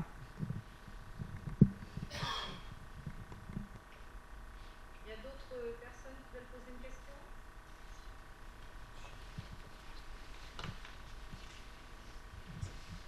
question ? Merci, bonsoir. Franck Marion, je suis secrétaire adjoint du CSE de Cadarache. Et donc je suis avec mes collègues Laurent Millon, secrétaire du CSE, et Christophe Chaud, qui est aussi représentant du personnel. Vous avez présenté les différentes sources d'informations que vous avez au niveau de la CLI. Par contre, je n'ai pas vu justement les salariés et les représentants du personnel qui peuvent être aussi une source d'information. Notamment, nous, on a l'habitude d'organiser un séminaire des élus du CSE dans lequel on invite l'autorité de sûreté nucléaire, l'inspection du travail et la CARSAT, qui sont nos institutions référentes par rapport à nos activités de représentants du personnel. Et je pense que ce serait intéressant aussi qu'on puisse avoir des moments d'échange avec les représentants de la CLI sur les différentes activités et nous, les constats qu'on peut faire au quotidien. D'ailleurs, vous pouvez d'ailleurs voir tous les ans dans le rapport TSN nos observations. Oui, on les lit d'ailleurs. Voilà. Mais oui, de toute façon, les échanges avec les CSE, je sais pas, c'est parfaitement prévu dans la loi TSN. Et bon, vous aussi, dans la loi TSN, quand c'est formulé, c'est plutôt effectivement les CSE qui peuvent s'adresser à la CLI, mais ça peut être dans les deux sens. Donc effectivement, je pense que ça serait intéressant qu'on puisse échanger avec la vision de la CLI et CSE.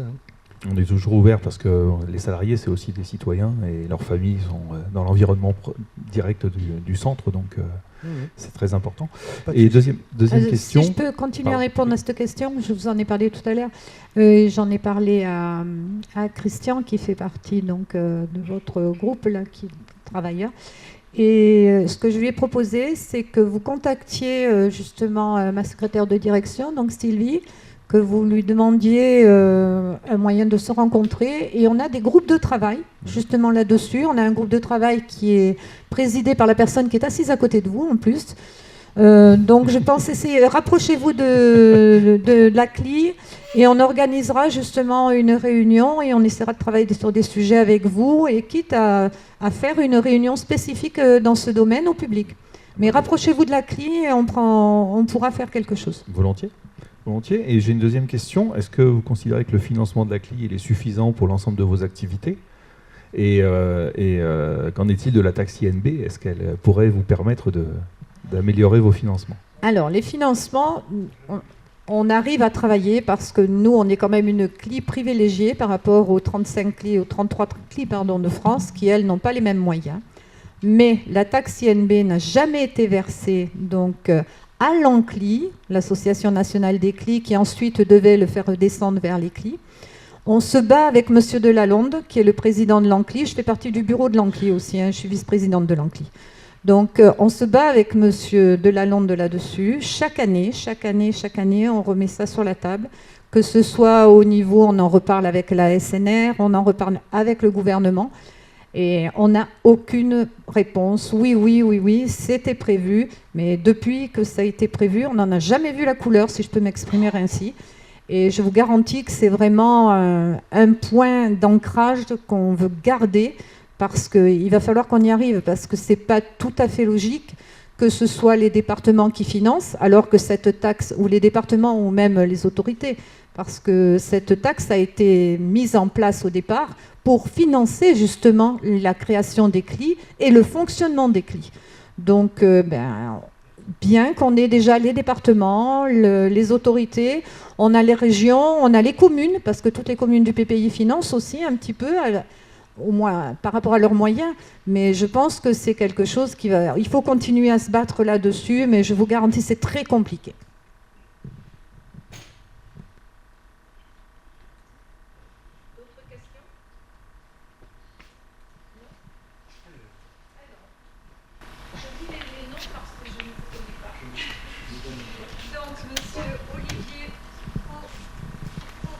Provitina. Thierry Guédon, mon collègue de Centrale Méditerranée. Alors, c'est pas tout à fait, mais je vais vous parler de l'INSTN quand même. Je vais me présenter. C'est ça.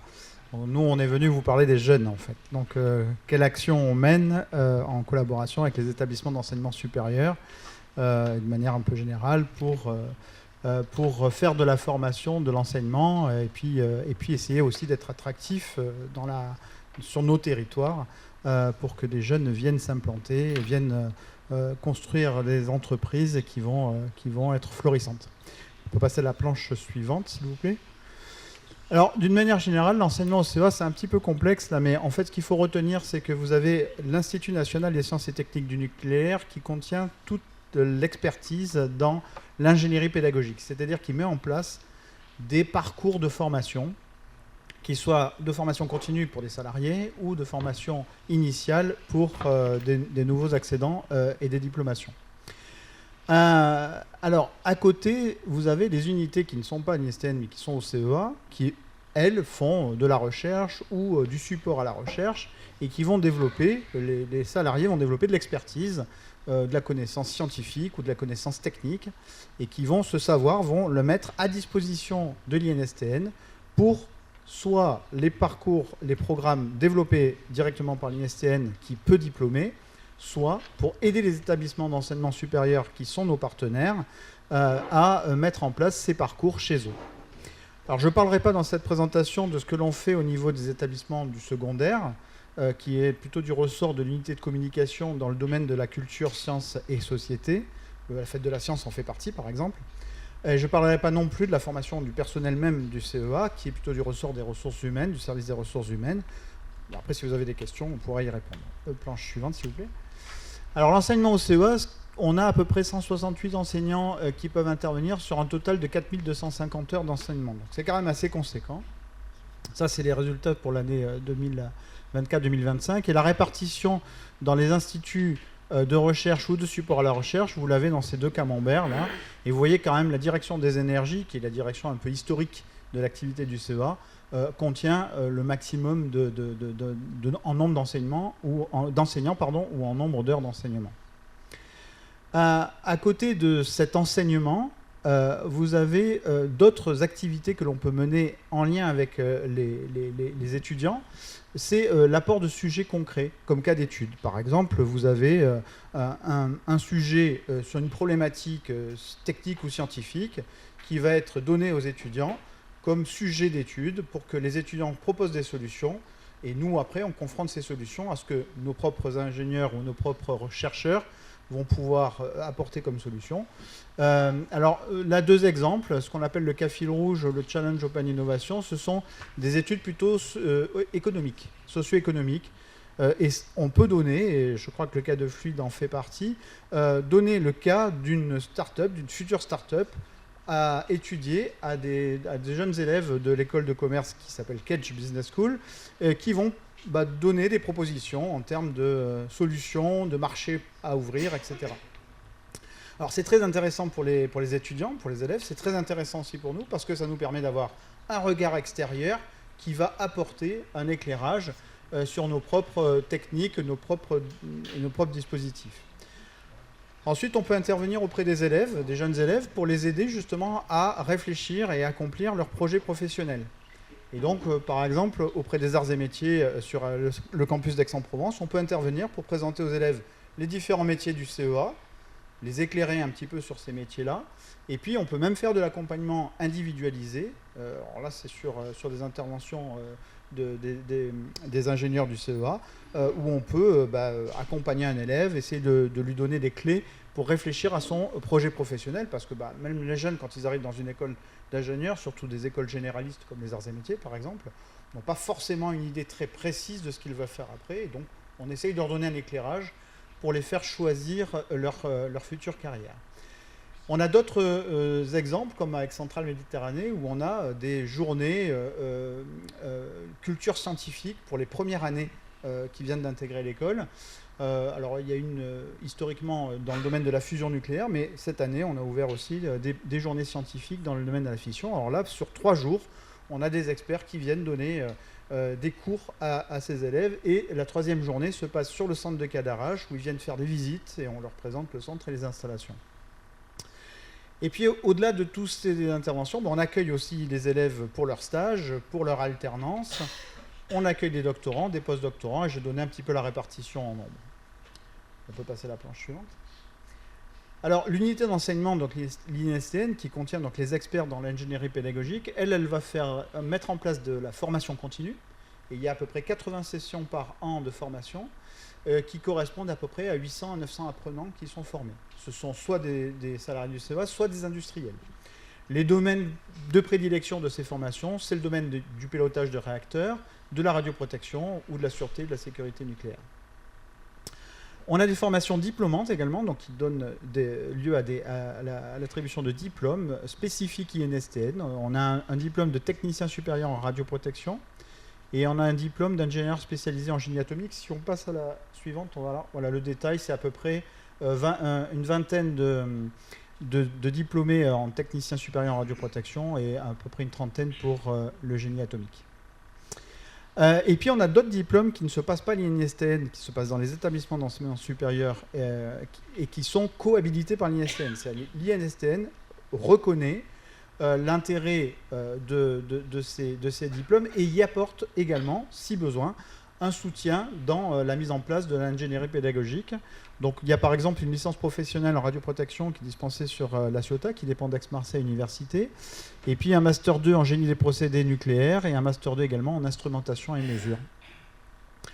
Et puis l'INSTN accompagne aussi le développement de formations apportées par des établissements dans le tissu académique local. Par exemple, on a sur Manosque, l'exemple c'est le lycée des Iscles qui a voulu mettre en place un diplôme de BTS, et dans le cadre d'un projet qu'on appelle le projet Open, l'INSTN est intervenu pour déjà valider l'intérêt de la mise en place de ce diplôme et puis accompagner le lycée à mettre en place toute l'ingénierie pédagogique et également il y aura des travaux pratiques qui seront menés dans le site de l'INSTN et des visites du centre également.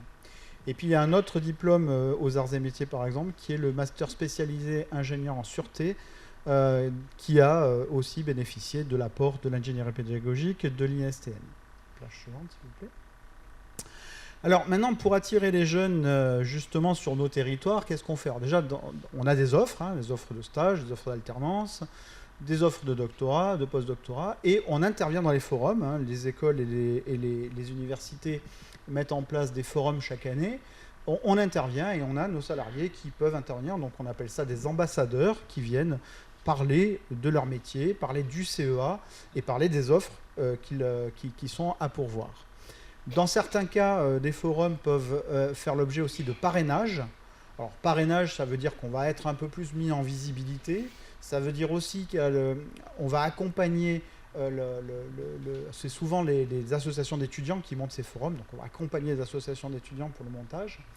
Et donc vous avez un petit peu le panel de forums dans lesquels on intervient. Vous voyez qu'il y en avait quand même, ils sont assez nombreux, il y en a 2 ou 3 par mois, sur la période qui s'étale de septembre jusqu'à mai. Donc c'est assez conséquent. Et puis on participe également à des événements qui peuvent être organisés par les établissements.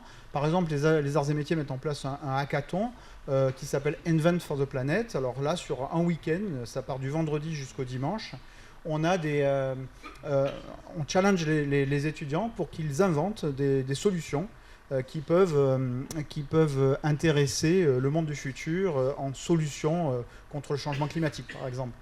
Et là-dedans, on a mis en place, par exemple, un prix coup de cœur dans lequel on donne un petit trophée à l'équipe qui aura un sujet qui peut intéresser l'activité du CEA.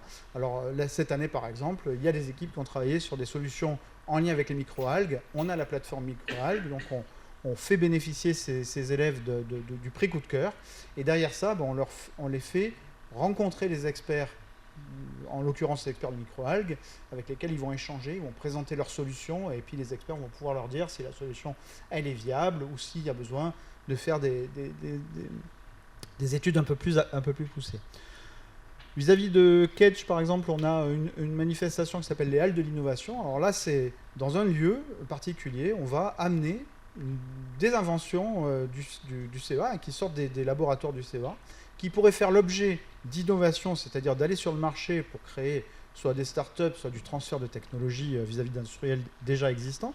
Et on va présenter sous la forme vraiment d'un marché, on a des stands, et les élèves de Kedge vont déambuler dans ces stands, vont discuter avec les porteurs de ces innovations, et puis vont après décider de choisir un sujet, ils vont devoir expliquer pourquoi ils l'ont choisi, et pendant une semaine qui suit, ils vont travailler sur le modèle économique lié à l'invention qui leur a été proposée, pour donner à l'expert un premier élément, un débroussaillage, on va dire, un petit peu en termes de modèle économique, d'études de marché, etc.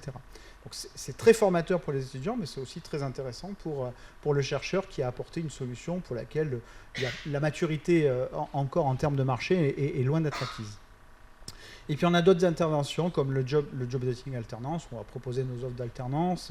Les questions centrales, Centrale Méditerranée met en place une question, à un moment donné il y a eu la cybersécurité par exemple, on a fait venir des experts de cybersécurité du CEA, et on a une question auprès des élèves qui est débattue avec les 300 élèves de Centrale Méditerranée qui viennent discuter, poser des questions.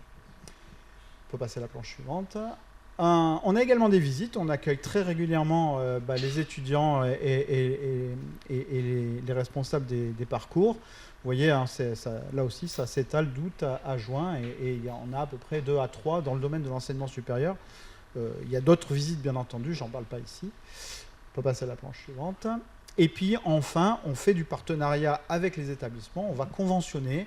Alors, déjà, historiquement, par rapport au site Aix-Marseille, on est un partenaire majeur qui est Aix-Marseille Université. Hein. On est présent, partenaire membre fondateur de l'IDEX, piloté par AMU, qui va financer une partie de la recherche au niveau du site. On a un accord cadre, on fait partie des comités de pilotage, des comités de gestion, et puis on a un hub France 2030 pour essayer d'acculturer les laboratoires de recherche au financement lié à France 2030. On a des laboratoires communs de recherche également, le LIMEX sur la partie instrumentation, Mistral plutôt sur la partie mécanique et contrôle non destructif lié aux méthodes acoustiques. On a une unité mixte qui est le BIAM, hein, dans le domaine des biosciences. Et puis on va être sur la partie recherche et enseignement en lien avec les instituts. Donc on a 2 instituts majeurs, un institut lié aux biosciences et un institut lié plutôt aux sciences nucléaires, de fusion et de fission.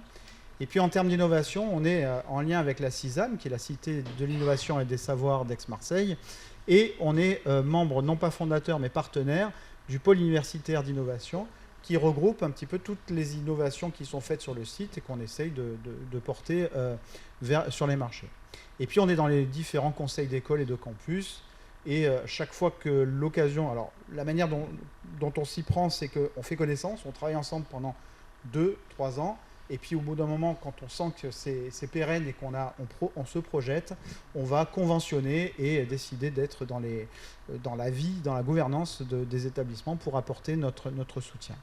Dernier point, là, on est membre du bureau de la conférence des organismes de recherche de la région Sud, qui regroupe tous les organismes nationaux de recherche qui sont en région et qui discutent avec les services de la région enseignement supérieur, innovation et recherche, mais également avec les universités qui sont en région, et avec aussi les services déconcentrés comme la direction régionale académique à la recherche et à l'innovation. Dernière peut-être planche, je crois. Voilà, c'est notre relation avec la relance du nucléaire, avec ce qu'on appelle l'université des métiers du nucléaire, qui n'est pas une université formelle, mais plutôt une volonté de l'ensemble des acteurs du nucléaire de mettre en place toutes les formations possibles qui donneront les compétences dont le nucléaire aura besoin demain dans son déploiement. Et pour ça, on participe à des initiatives, notamment de la sensibilisation en lien avec des parcours de formation, ce qui s'appelle Passeport nucléaire. Donc c'est une surcouche, on va dire, dans des programmes de formation, une surcouche qu'on va donner avec des cours particuliers, c'est sur inscription des élèves, qui donne un certificat supplémentaire à la diplomation.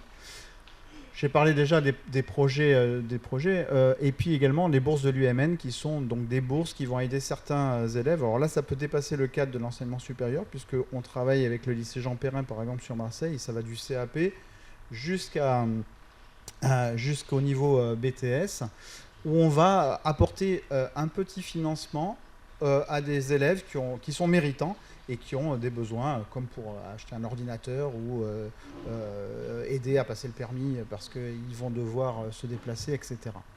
On participe à la semaine des métiers du nucléaire, et puis Fort Industrie, c'est également un logiciel, un jeu sérieux, on va dire, pour apprendre les différents métiers industriels. Voilà. Merci. Merci beaucoup. petit compliment de mon collègue de Centrale. Oui, il va compléter. Alors, il va à peine compléter parce que moi, ce que j'ai compris ce soir, puis merci pour l'invitation, et puis c'est avec plaisir que Centrale a choisi de venir là. Je crois que c'est un bon moment aussi pour découvrir un petit peu ce qui n'est pas dans nos murs. Le simple complément que je ferai modestement, c'est de présenter l'école et à la fin, la planche, la dernière, celle qui parle des collaborations, Olivier l'a déjà présentée. Je pense qu'il fallait présenter ce que c'est qu'un établissement d'enseignement supérieur. Alors si on peut y aller. En pratique, je pense que vous avez déjà entendu parler du groupe des écoles centrales, donc avec Centrale Supélec, Centrale Lyon, Nantes, Lille, et puis ce qu'on appelait il n'y a pas si longtemps Marseille, et puis on est passé à Centrale Méditerranée, puisque maintenant on a le campus de Marseille que vous connaissez, je suppose, mais aussi celui de Nice. Donc on a 2 pieds sur notre région.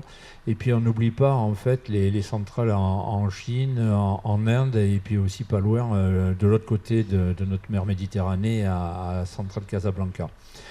Juste pour donner un peu de chiffrage et pourquoi en fait on est là dans l'enseignement supérieur, c'est en fait de dire que Centrale Méditerranée n'est rien d'autre qu'un établissement d'enseignement supérieur et de recherche. Ça veut dire c'est au même titre qu'une université.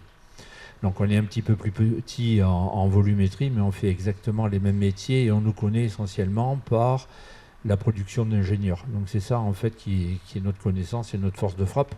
Donc on a un produit phare qui est l'ingénieur généraliste. Donc à ce moment-là, lorsqu'on parle du groupe, on a à peu près une production, alors désolé pour le mot, mais production, mais on est dans l'industrie, hein, donc on utilise à peu près les mêmes mots. Hein, puis il y a une entrée, un processus et puis une sortie. Hein. Donc le groupe des écoles centrales, 12 000 étudiants, et à Centrale Méditerranée, 1200 étudiants. On a quelques chiffres clés, en fait, c'est 30% de boursiers, 300 élèves à peu près diplômés et par an. Et ce qui va peut-être attirer certains éléments, c'est le nombre d'internationaux. Je pense qu'ici, quand on parle de cadarage, d'ITER, l'international, c'est important. Et pour Centrale Méditerranée aussi, c'est important. Et puis, ce qui est intéressant, ce que j'ai bien repéré ce soir, c'est cette attractivité en fait, du nucléaire, hein, puisque c'est bien comme ça que je l'ai perçu. Centrale Méditerranée a aussi cette vocation, puisque les jeunes qui viennent dans l'école sont peu finalement du territoire, hein, quelques pourcents, mais beaucoup vont rester sur notre territoire et je pense que beaucoup vont aussi rester sur le centre, hein, dans cette partie-là sur le nucléaire. Vous voyez, on met 25% sur la région sud qui reste là. Donc vous voyez, on a quand même, ce qui n'est pas le cas de toutes les autres écoles ou du système universitaire, c'est on va chercher à l'international ou sur le national et en implantant local. Donc ça, c'est quelque chose qui est important de notre côté.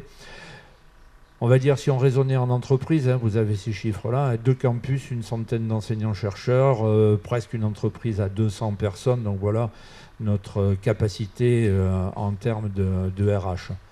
On passe derrière, puis je ne vais pas vous faire la leçon très longue, hein, mais simplement, si on part dans le cadran en haut à droite, on est en post-bac, donc on a un bachelor. À gauche, une production d'ingénieurs centraliens, 300-350 par an. Alors le chiffre évolue un petit peu parce qu'on est à 350 en entrée et comme on a un petit peu de retard à la sortie, il y en a toujours 300 qui sortent.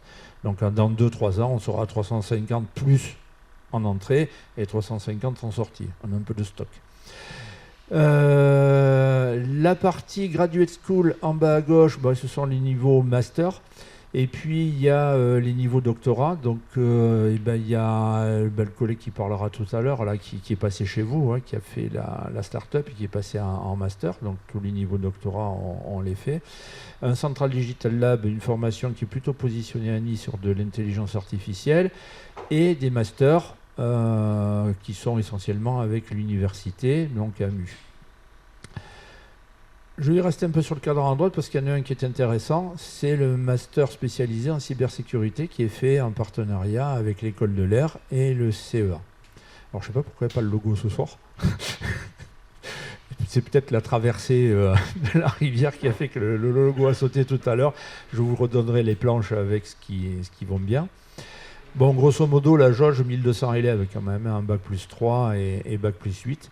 Donc vraiment au niveau université. Et si on passe à la planche suivante, puisque là j'étais sur les formations, il y a un cœur de métier sur l'ensemble du groupe des écoles centrales, où vous avez en fait 5 compétences qui sont demandées pour la diplomation, que vous retrouvez là. On demande à chaque diplômé de savoir créer de la valeur par l'innovation. On demande aussi de maîtriser la complexité, de savoir diriger des programmes et de manager de façon responsable, et aussi de s'inscrire dans une vision stratégique. Donc c'est 5 compétences indispensables qu'on va retrouver dans notre schéma directeur de formation sur l'ensemble des transformations que nous opérons depuis quelques années. Donc voilà, ça on le fait, on tient à le présenter. Formation et recherche et innovation. Hein, on en a parlé tout à l'heure. Il faut qu'on puisse alimenter le modèle économique sur l'ensemble du territoire. On va dire qu'il y a 3 grands axes de recherche. C'est énergie et environnement en contexte méditerranéen. Donc on retrouve le mot énergie. Hein, donc on n'est pas là par hasard ce soir, d'où l'ensemble des collaborations. Il y a bien la bio-ingénierie et la santé. Je pense qu'il y a des collaborations à faire là-dessus. Et sciences du numérique et cybersécurité, c'est aussi un axe où on est en collaboration. Il faut bien se rappeler d'une chose, c'est que les laboratoires ont tous une tutelle universitaire de type établissement, que ce soit l'université ou une école d'ingénieurs. Donc quand on va parler de laboratoire, nous avons 8 laboratoires, des unités mixtes de recherche, qui sont parfois mixtes avec l'université ou le CNRS, ou une autre entité. 4 écoles doctorales sont reliées, donc ça c'est la répartition du système de thèse et de doctorat. Et puis, bon, je ne vais pas vous citer tous les laboratoires qui sont là, mais il y a quelques éléments qui sont ici. Les chaires, il y en a quelques-unes qui sont en commun avec le CEA. Donc ça, c'est intéressant, on pourra en reparler tout à l'heure. Et si on passe au plan, je pourrai après... je ne vais pas parler des partenaires entreprises, mais il y a quand même le logo, vous voyez bien, dans la notion d'EPIC et établissement public CEA en bas à droite. Donc on le retrouve bien, cette partie-là. Et j'ai mis quelques exemples qui me sont venus pour préparer la réunion de ce soir. Je crois qu'il ne faut pas qu'on oublie qu'on a à peu près tous les établissements publics la notion de décarbonation et de démarche RSE. Donc on s'inscrit là-dedans. Donc l'établissement d'enseignement supérieur a cette profonde politique de formation et de recherche. Donc ça, on va retrouver des atomes communs. On a établi il n'y a pas longtemps le schéma directeur de développement durable qui sous-tend l'ensemble de toutes nos actions, et le CEA étant membre du CA de Centrale Méditerranée y a participé activement. Hein, c'est Laurent Ladurel qui a participé et il a fait beaucoup d'énergie. Bon, les partenariats, je ne vais pas intervenir, mais tout à l'heure, Olivier a cité les participations dans les formations. Oui, c'est des cas inexorables et je crois qu'il n'y a pas d'élèves dans l'école qui ne connaissent pas le CEA. Je crois que ça n'arrive pas, on peut faire un questionnaire et il n'y en aura pas. Je vais quand même pointer du doigt juste un élément, c'est qu'on aime bien dire qu'à Centrale Méditerranée, il y a une formation en alternance intégrative. Ça veut dire qu'on a des séquences au moins dans le tronc commun, première année et premier semestre de deuxième année, des séquences de 3 semaines où on va avoir des enseignements plutôt classiques et une semaine, cette fois elle est un peu coupée et c'est de l'apprentissage. Donc à ce moment-là, soit les élèves sont en apprentissage dans une entreprise, ça peut être le CEA par exemple, soit ils sont dans un laboratoire, soit c'est les entreprises qui viennent dans l'école. Et à ce moment-là, on apprend vraiment ce qui se passe dans une entreprise où c'est une immersion. Et ça, c'est important de le rappeler parce que c'est le cas de faire intervenir des entreprises ou le modèle économique qui est de l'extérieur dans l'établissement. Et ça, on ne le retrouvera pas ailleurs. Donc on a cette originalité-là. Je ne vais pas parler des stages, des emplois que vous créez. Et on parlait tout à l'heure du flux qui n'a pas cessé d'être constant, voire d'augmenter. Donc franchement, même si on a quelques kilomètres de distance et des bouchons qui peuvent nous empêcher de nous voir, la collaboration elle est efficace et les jeunes y viennent et je sens qu'il y a de la vraie production. Il y a tous les éléments qui sont là, sur lesquels vous pourrez poser des questions. Moi je vais insister justement sur l'avant-dernier et le dernier point, c'est qu'il y a un gros schéma qui est en cours de développement, qui est l'engagement de la région pour augmenter le flux des élèves ingénieurs des diplômés ingénieurs en région et l'ensemble des écoles s'y attellent et des partenaires économiques aussi. Donc, si vous souhaitez venir participer, c'est pas que je demande des sous, c'est pas ça, mais c'est qu'il faut, et Olivier en a parlé tout à l'heure, c'est attirer plus de jeunes dans ces métiers-là, quel que soit le niveau, hein, il n'y a pas de niveau intéressant, plus que les autres. Et puis, la notion du campus de Nice, pour des nouvelles collaborations sur la partie est de la région, parce que on a peut-être tendance à parler des barycentres un peu, les Tempes de Berre, Marseille et tout ça, mais il faut penser aussi un peu plus à l'est. Et comme on est à Manosque, il y a aussi un peu plus sur le côté alpin. Il ne faut pas qu'on oublie qu'on a des jeunes qui sont dans ces régions-là et qu'il faut qu'ils n'oublient pas qu'il y a de l'enseignement supérieur à disposition pour eux aussi. Donc ça, l'État, la région et tout le monde doit y faire attention. Et nous, on est là, prêts pour ça. Voilà la petite dernière photo et je m'arrête de parler, sinon on n'arrête plus. Oui, merci beaucoup. Oui, parce qu'on est déjà un petit peu en retard. Donc, vous avez bien fait le passage de relais pour que Mathieu puisse nous expliquer 5 minutes comment il est arrivé là et ce qu'il fait, exactement. Pas plus de 5 minutes, hein, Mathieu, parce que nous allons dépasser les horaires prévus pour l'établissement. D'accord, bon non, mais ce que j'ai à dire est plutôt simple. Je pense que dans tout cet écosystème en fait, de la recherche du CEA, donc c'est le général de Gaulle qui a lancé l'industrie nucléaire en France en 1945. Autour de ça, c'est organisé finalement tout ce qu'on a vu ce soir, hein, la radioprotection, la sûreté, la surveillance, l'information, l'éducation, avec l'école centrale, avec le CEA aussi qui y participe, etc. Et finalement, plus récemment, bon, CEA c'est depuis 72 comme on le disait tout à l'heure, mais plus récemment, les startups. Et je ne sais pas, en écoutant un peu tout ce qu'on disait tout à l'heure, si c'est bien clair pour tout le monde ce qu'est une startup et pourquoi est-ce qu'elle a sa place au CEA et dans la recherche publique et même plus récemment dans l'industrie nucléaire, parce qu'elle a complètement sa place. Alors, moi je m'appelle Mathieu Darnajou, j'étais à l'école centrale, je faisais ma thèse de 2017 à 2020 au CEA de Cadarache. En 2020, on a fait plusieurs innovations, j'ai posé des brevets là, pendant ma thèse, et en 2020, j'ai proposé à la direction du CEA de rejoindre le parcours Magellan, donc le programme que j'expliquais tout à l'heure en 3 étapes, de 2020 à 2023. Et j'ai suivi jusqu'à l'obtention de ce fameux prix là, iLab, qui a justifié la création de la société. On a créé la société en décembre 2023 et depuis 18 mois, voilà, on est en train de mettre notre premier produit sur le marché. Juste en 2 mots, mais ce n'est pas l'objet, on est une technologie qui provient des réacteurs nucléaires, donc ça a été développé au département de technologie nucléaire. Il s'agissait de mesurer les écoulements diphasiques à l'intérieur de la branche chaude dans le primaire des réacteurs à eau pressurisée.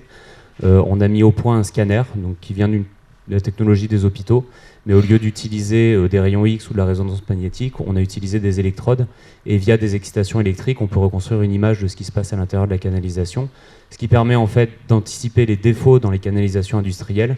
Et le but de la start-up, c'est de prendre cette techno qui est née du nucléaire et de l'appuyer au sens large comme une solution pour la détection de défauts dans les canalisations industrielles au sens large, donc dans l'agroalimentaire, la chimie, la pharmacie, etc.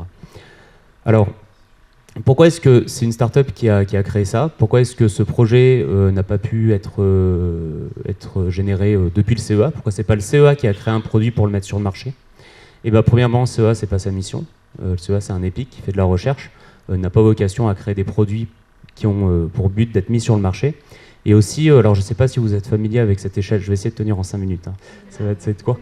Mais alors l'échelle TRL, qui est l'échelle de préparation de niveau technologique, en fait. Donc on part de 1, 1 c'est l'idée, donc j'ai l'idée de faire ça, jusqu'à 9 où on a un produit emballé, packagé, avec les publicités à la télé, tout ce qu'on veut, qui est prêt à être vendu. Et en fait, cette échelle TRL est montée, dans le cas de technologies profondes, de deep tech ou de nouvelles technologies, on met environ 2 ans pour monter un niveau. Donc il faut environ 20 ans pour aller de l'échelle 1, de l'idée, jusqu'à vraiment un produit qui est sur le marché, une nouvelle technologie. La recherche qui est au CEA va environ jusqu'au niveau 4 de cette échelle. C'est-à-dire qu'on arrive à un prototype, on a l'idée, on met les équations, on fait les simulations, on fait un prototype, et on arrive à peu près jusque-là. Quand il y a un partenariat avec un grand groupe, le CEA fait ce transfert technologique technologiques vers un grand groupe. Le grand groupe qui prend la relève. Mais finalement, c'est très peu de technologies qui arrivent à avoir cette relève d'un grand groupe ou d'un partenaire du CEA pour aller jusqu'à le mettre sur le marché et prendre sa mission, prendre son rôle qui est celui d'aller jusqu'à la fin de cette échelle TRL. Finalement, ce qu'on voit pour la plupart des technologies qui ont été développées au CEA, dans notre cas, c'est 2 millions d'euros qui ont été investis par le CEA. À la fin de ma thèse, il n'y avait pas de reconduction de la thèse. Donc cette technologie allait partir dans des publications, dans des brevets, finalement dans une bibliothèque. Et c'était complètement incertain de savoir si quelqu'un allait reprendre cette technologie plus tard. Pour moi, c'était mort. Personne n'allait la reprendre. C'est pour ça aussi que ça m'a motivé pour la mettre moi-même sur le marché. Et c'est le cas de, je pense, la plupart des innovations, la plupart des brevets qui ont été développés au CEA. Je parlais avec l'ancien Vincent Fabreguette, l'ancien chef ingénieur brevet du CEA, qui m'a dit mais le nombre de brevets, de diamants bruts qu'il y a dans tous les brevets qui ont été déposés au CEA et qui n'ont pas été exploités, en fait, le rôle des startups, il est là.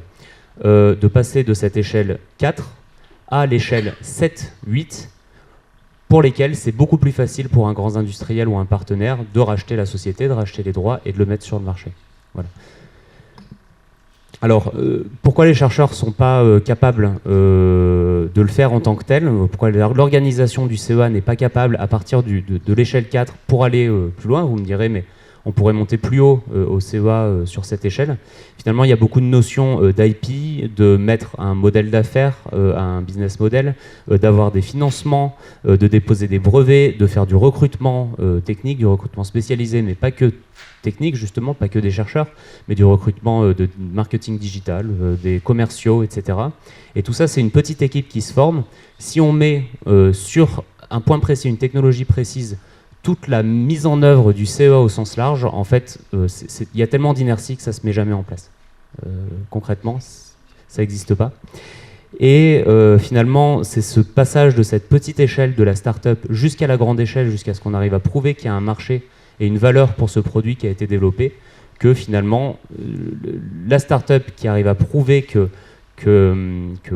est performante et que son équipe est performante naissante, va créer autour d'elle des efforts et du personnel qui va aussi, elle, aller pour faire perdurer cette technologie à l'avenir. Alors, je reviens et je termine avec ça. Finalement, la start-up, on arrive alors, il y a un taux de survie assez faible, finalement, des start-up, sauf celle du CEA, où il y a 80% de taux de survie à 10 ans. Pourquoi est-ce que c'est bénéfique pour le CEA? Parce que vous allez me dire, la technologie, elle part dans le privé et est vendue. Mais en fait, ce qui est en train de se passer concrètement, c'est que le CEA a encore besoin de nous parce que la recherche continue pour faire l'innovation de cette technologie de surveillance des réacteurs pour les réacteurs de génération 4. Donc on travaille avec le LISM notamment, qui est un des laboratoires du département de technologie nucléaire, pour appliquer sur le sodium liquide la technologie qui avait été développée au sein du CEA pour les réacteurs à eau pressurisée. Et on a un partenariat fort.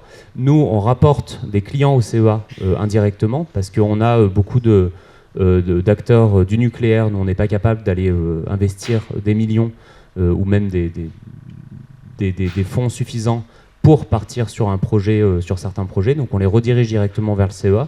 Donc d'une certaine manière, on est rapporteur d'affaires du CEA. Et pour terminer, c'est aussi sur l'enseignement. On a lancé une thèse en début de cette année en partenariat avec le CEA. Alors pas avec Centrale malheureusement, mais j'espère la prochaine. C'est avec le LMA, donc c'est aussi un laboratoire proche. Le chef directeur de ce laboratoire commun du laboratoire Mistral est ici, Olivier. Ah, t'as changé, je suis plus à la page.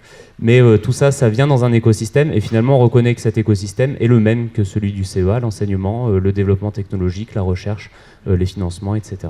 Voilà, je vous remercie. C'est nous qui vous remercions pour toutes ces explications, et puis bravo, parce que c'est de l'innovation, c'est de la volonté, c'est d'énormément de contraintes aussi. Et bravo, voilà, c'est tout ce que moi je peux. Ça c'est personnel, c'est tout ce que je peux dire parce que je suis admirative devant tant de volonté. Voilà, merci. Ça prouve bien que la jeunesse, elle est derrière et qu'elle suit maintenant. Pas tous, mais il y a une bonne partie qui suit. Et Moi, je suis grand-mère, arrière-grand-mère, donc j'ai le plaisir de voir que les jeunes, eh bien, ils prennent le taureau par les cornes et ils avancent. Voilà. Ça, c'était ma petite touche personnelle. Je vous prie de m'excuser, ça ne dépendait pas de la clim, mais je voulais lui dire. Ben, je vous remercie tous et tous. Oui, tu as une question, la dernière alors, hein, parce que vu qu'on n'est plus dans les temps, donc vas-y. Merci Maïté. En fait, j'avais une question pour la personne de l'INSTN. Si je dis pas de bêtises, les grands enjeux sur le CEA dans les années à venir vont être le démantèlement des différentes INB. Et je vois que vous n'avez pas de formation pour faire des gens professionnels dans le démantèlement. Est-ce que c'est à l'étude? Est-ce que vous allez le faire? Ou c'est quelque chose qui ne vous intéresse pas tout simplement? Alors, oui, ça fait partie des grands enjeux de l'activité nucléaire d'une manière générale. Il y a le plus grand chantier école qui est sur Marcoule. Alors, j'en ai pas parlé parce que le barycentre est plutôt à Marcoule, même si on a une activité importante de démantèlement sur le centre de Cadarache. Et oui, bien entendu, qu'on participe à des activités autour de l'assainissement démantèlement. Par exemple, quand on a une option green, qui est une des options de parcours de Centrale Méditerranée, bah ces étudiants-là viennent sur Chicade et des jeunes de Chicade, qui est une des installations qui gère les déchets en termes de caractérisation, en termes d'exutoire, bah, intervient dans les enseignements.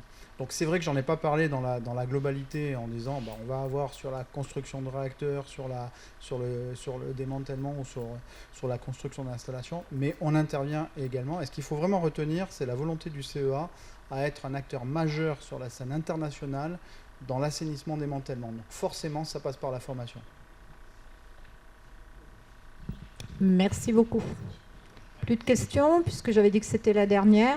Eh bien, merci à tous. Merci à tous les intervenants, surtout, pour toutes les explications, même s'il n'y avait pas beaucoup de public, mais pour nous, c'est très important. Merci aux personnes qu'on ne connaissait pas et qui nous ont fait le plaisir, ne serait-ce que les universités, de nous tenir au courant. On vous offre un petit buffet avant de partir, quand même, ne serait-ce que pour vous dire merci pour le déplacement. Et moi, je remercie toute l'équipe de la CLI qui a travaillé et œuvré pour la réunion d'aujourd'hui. Et merci au département, du moins au 04, de représenter Madame la sous-préfète.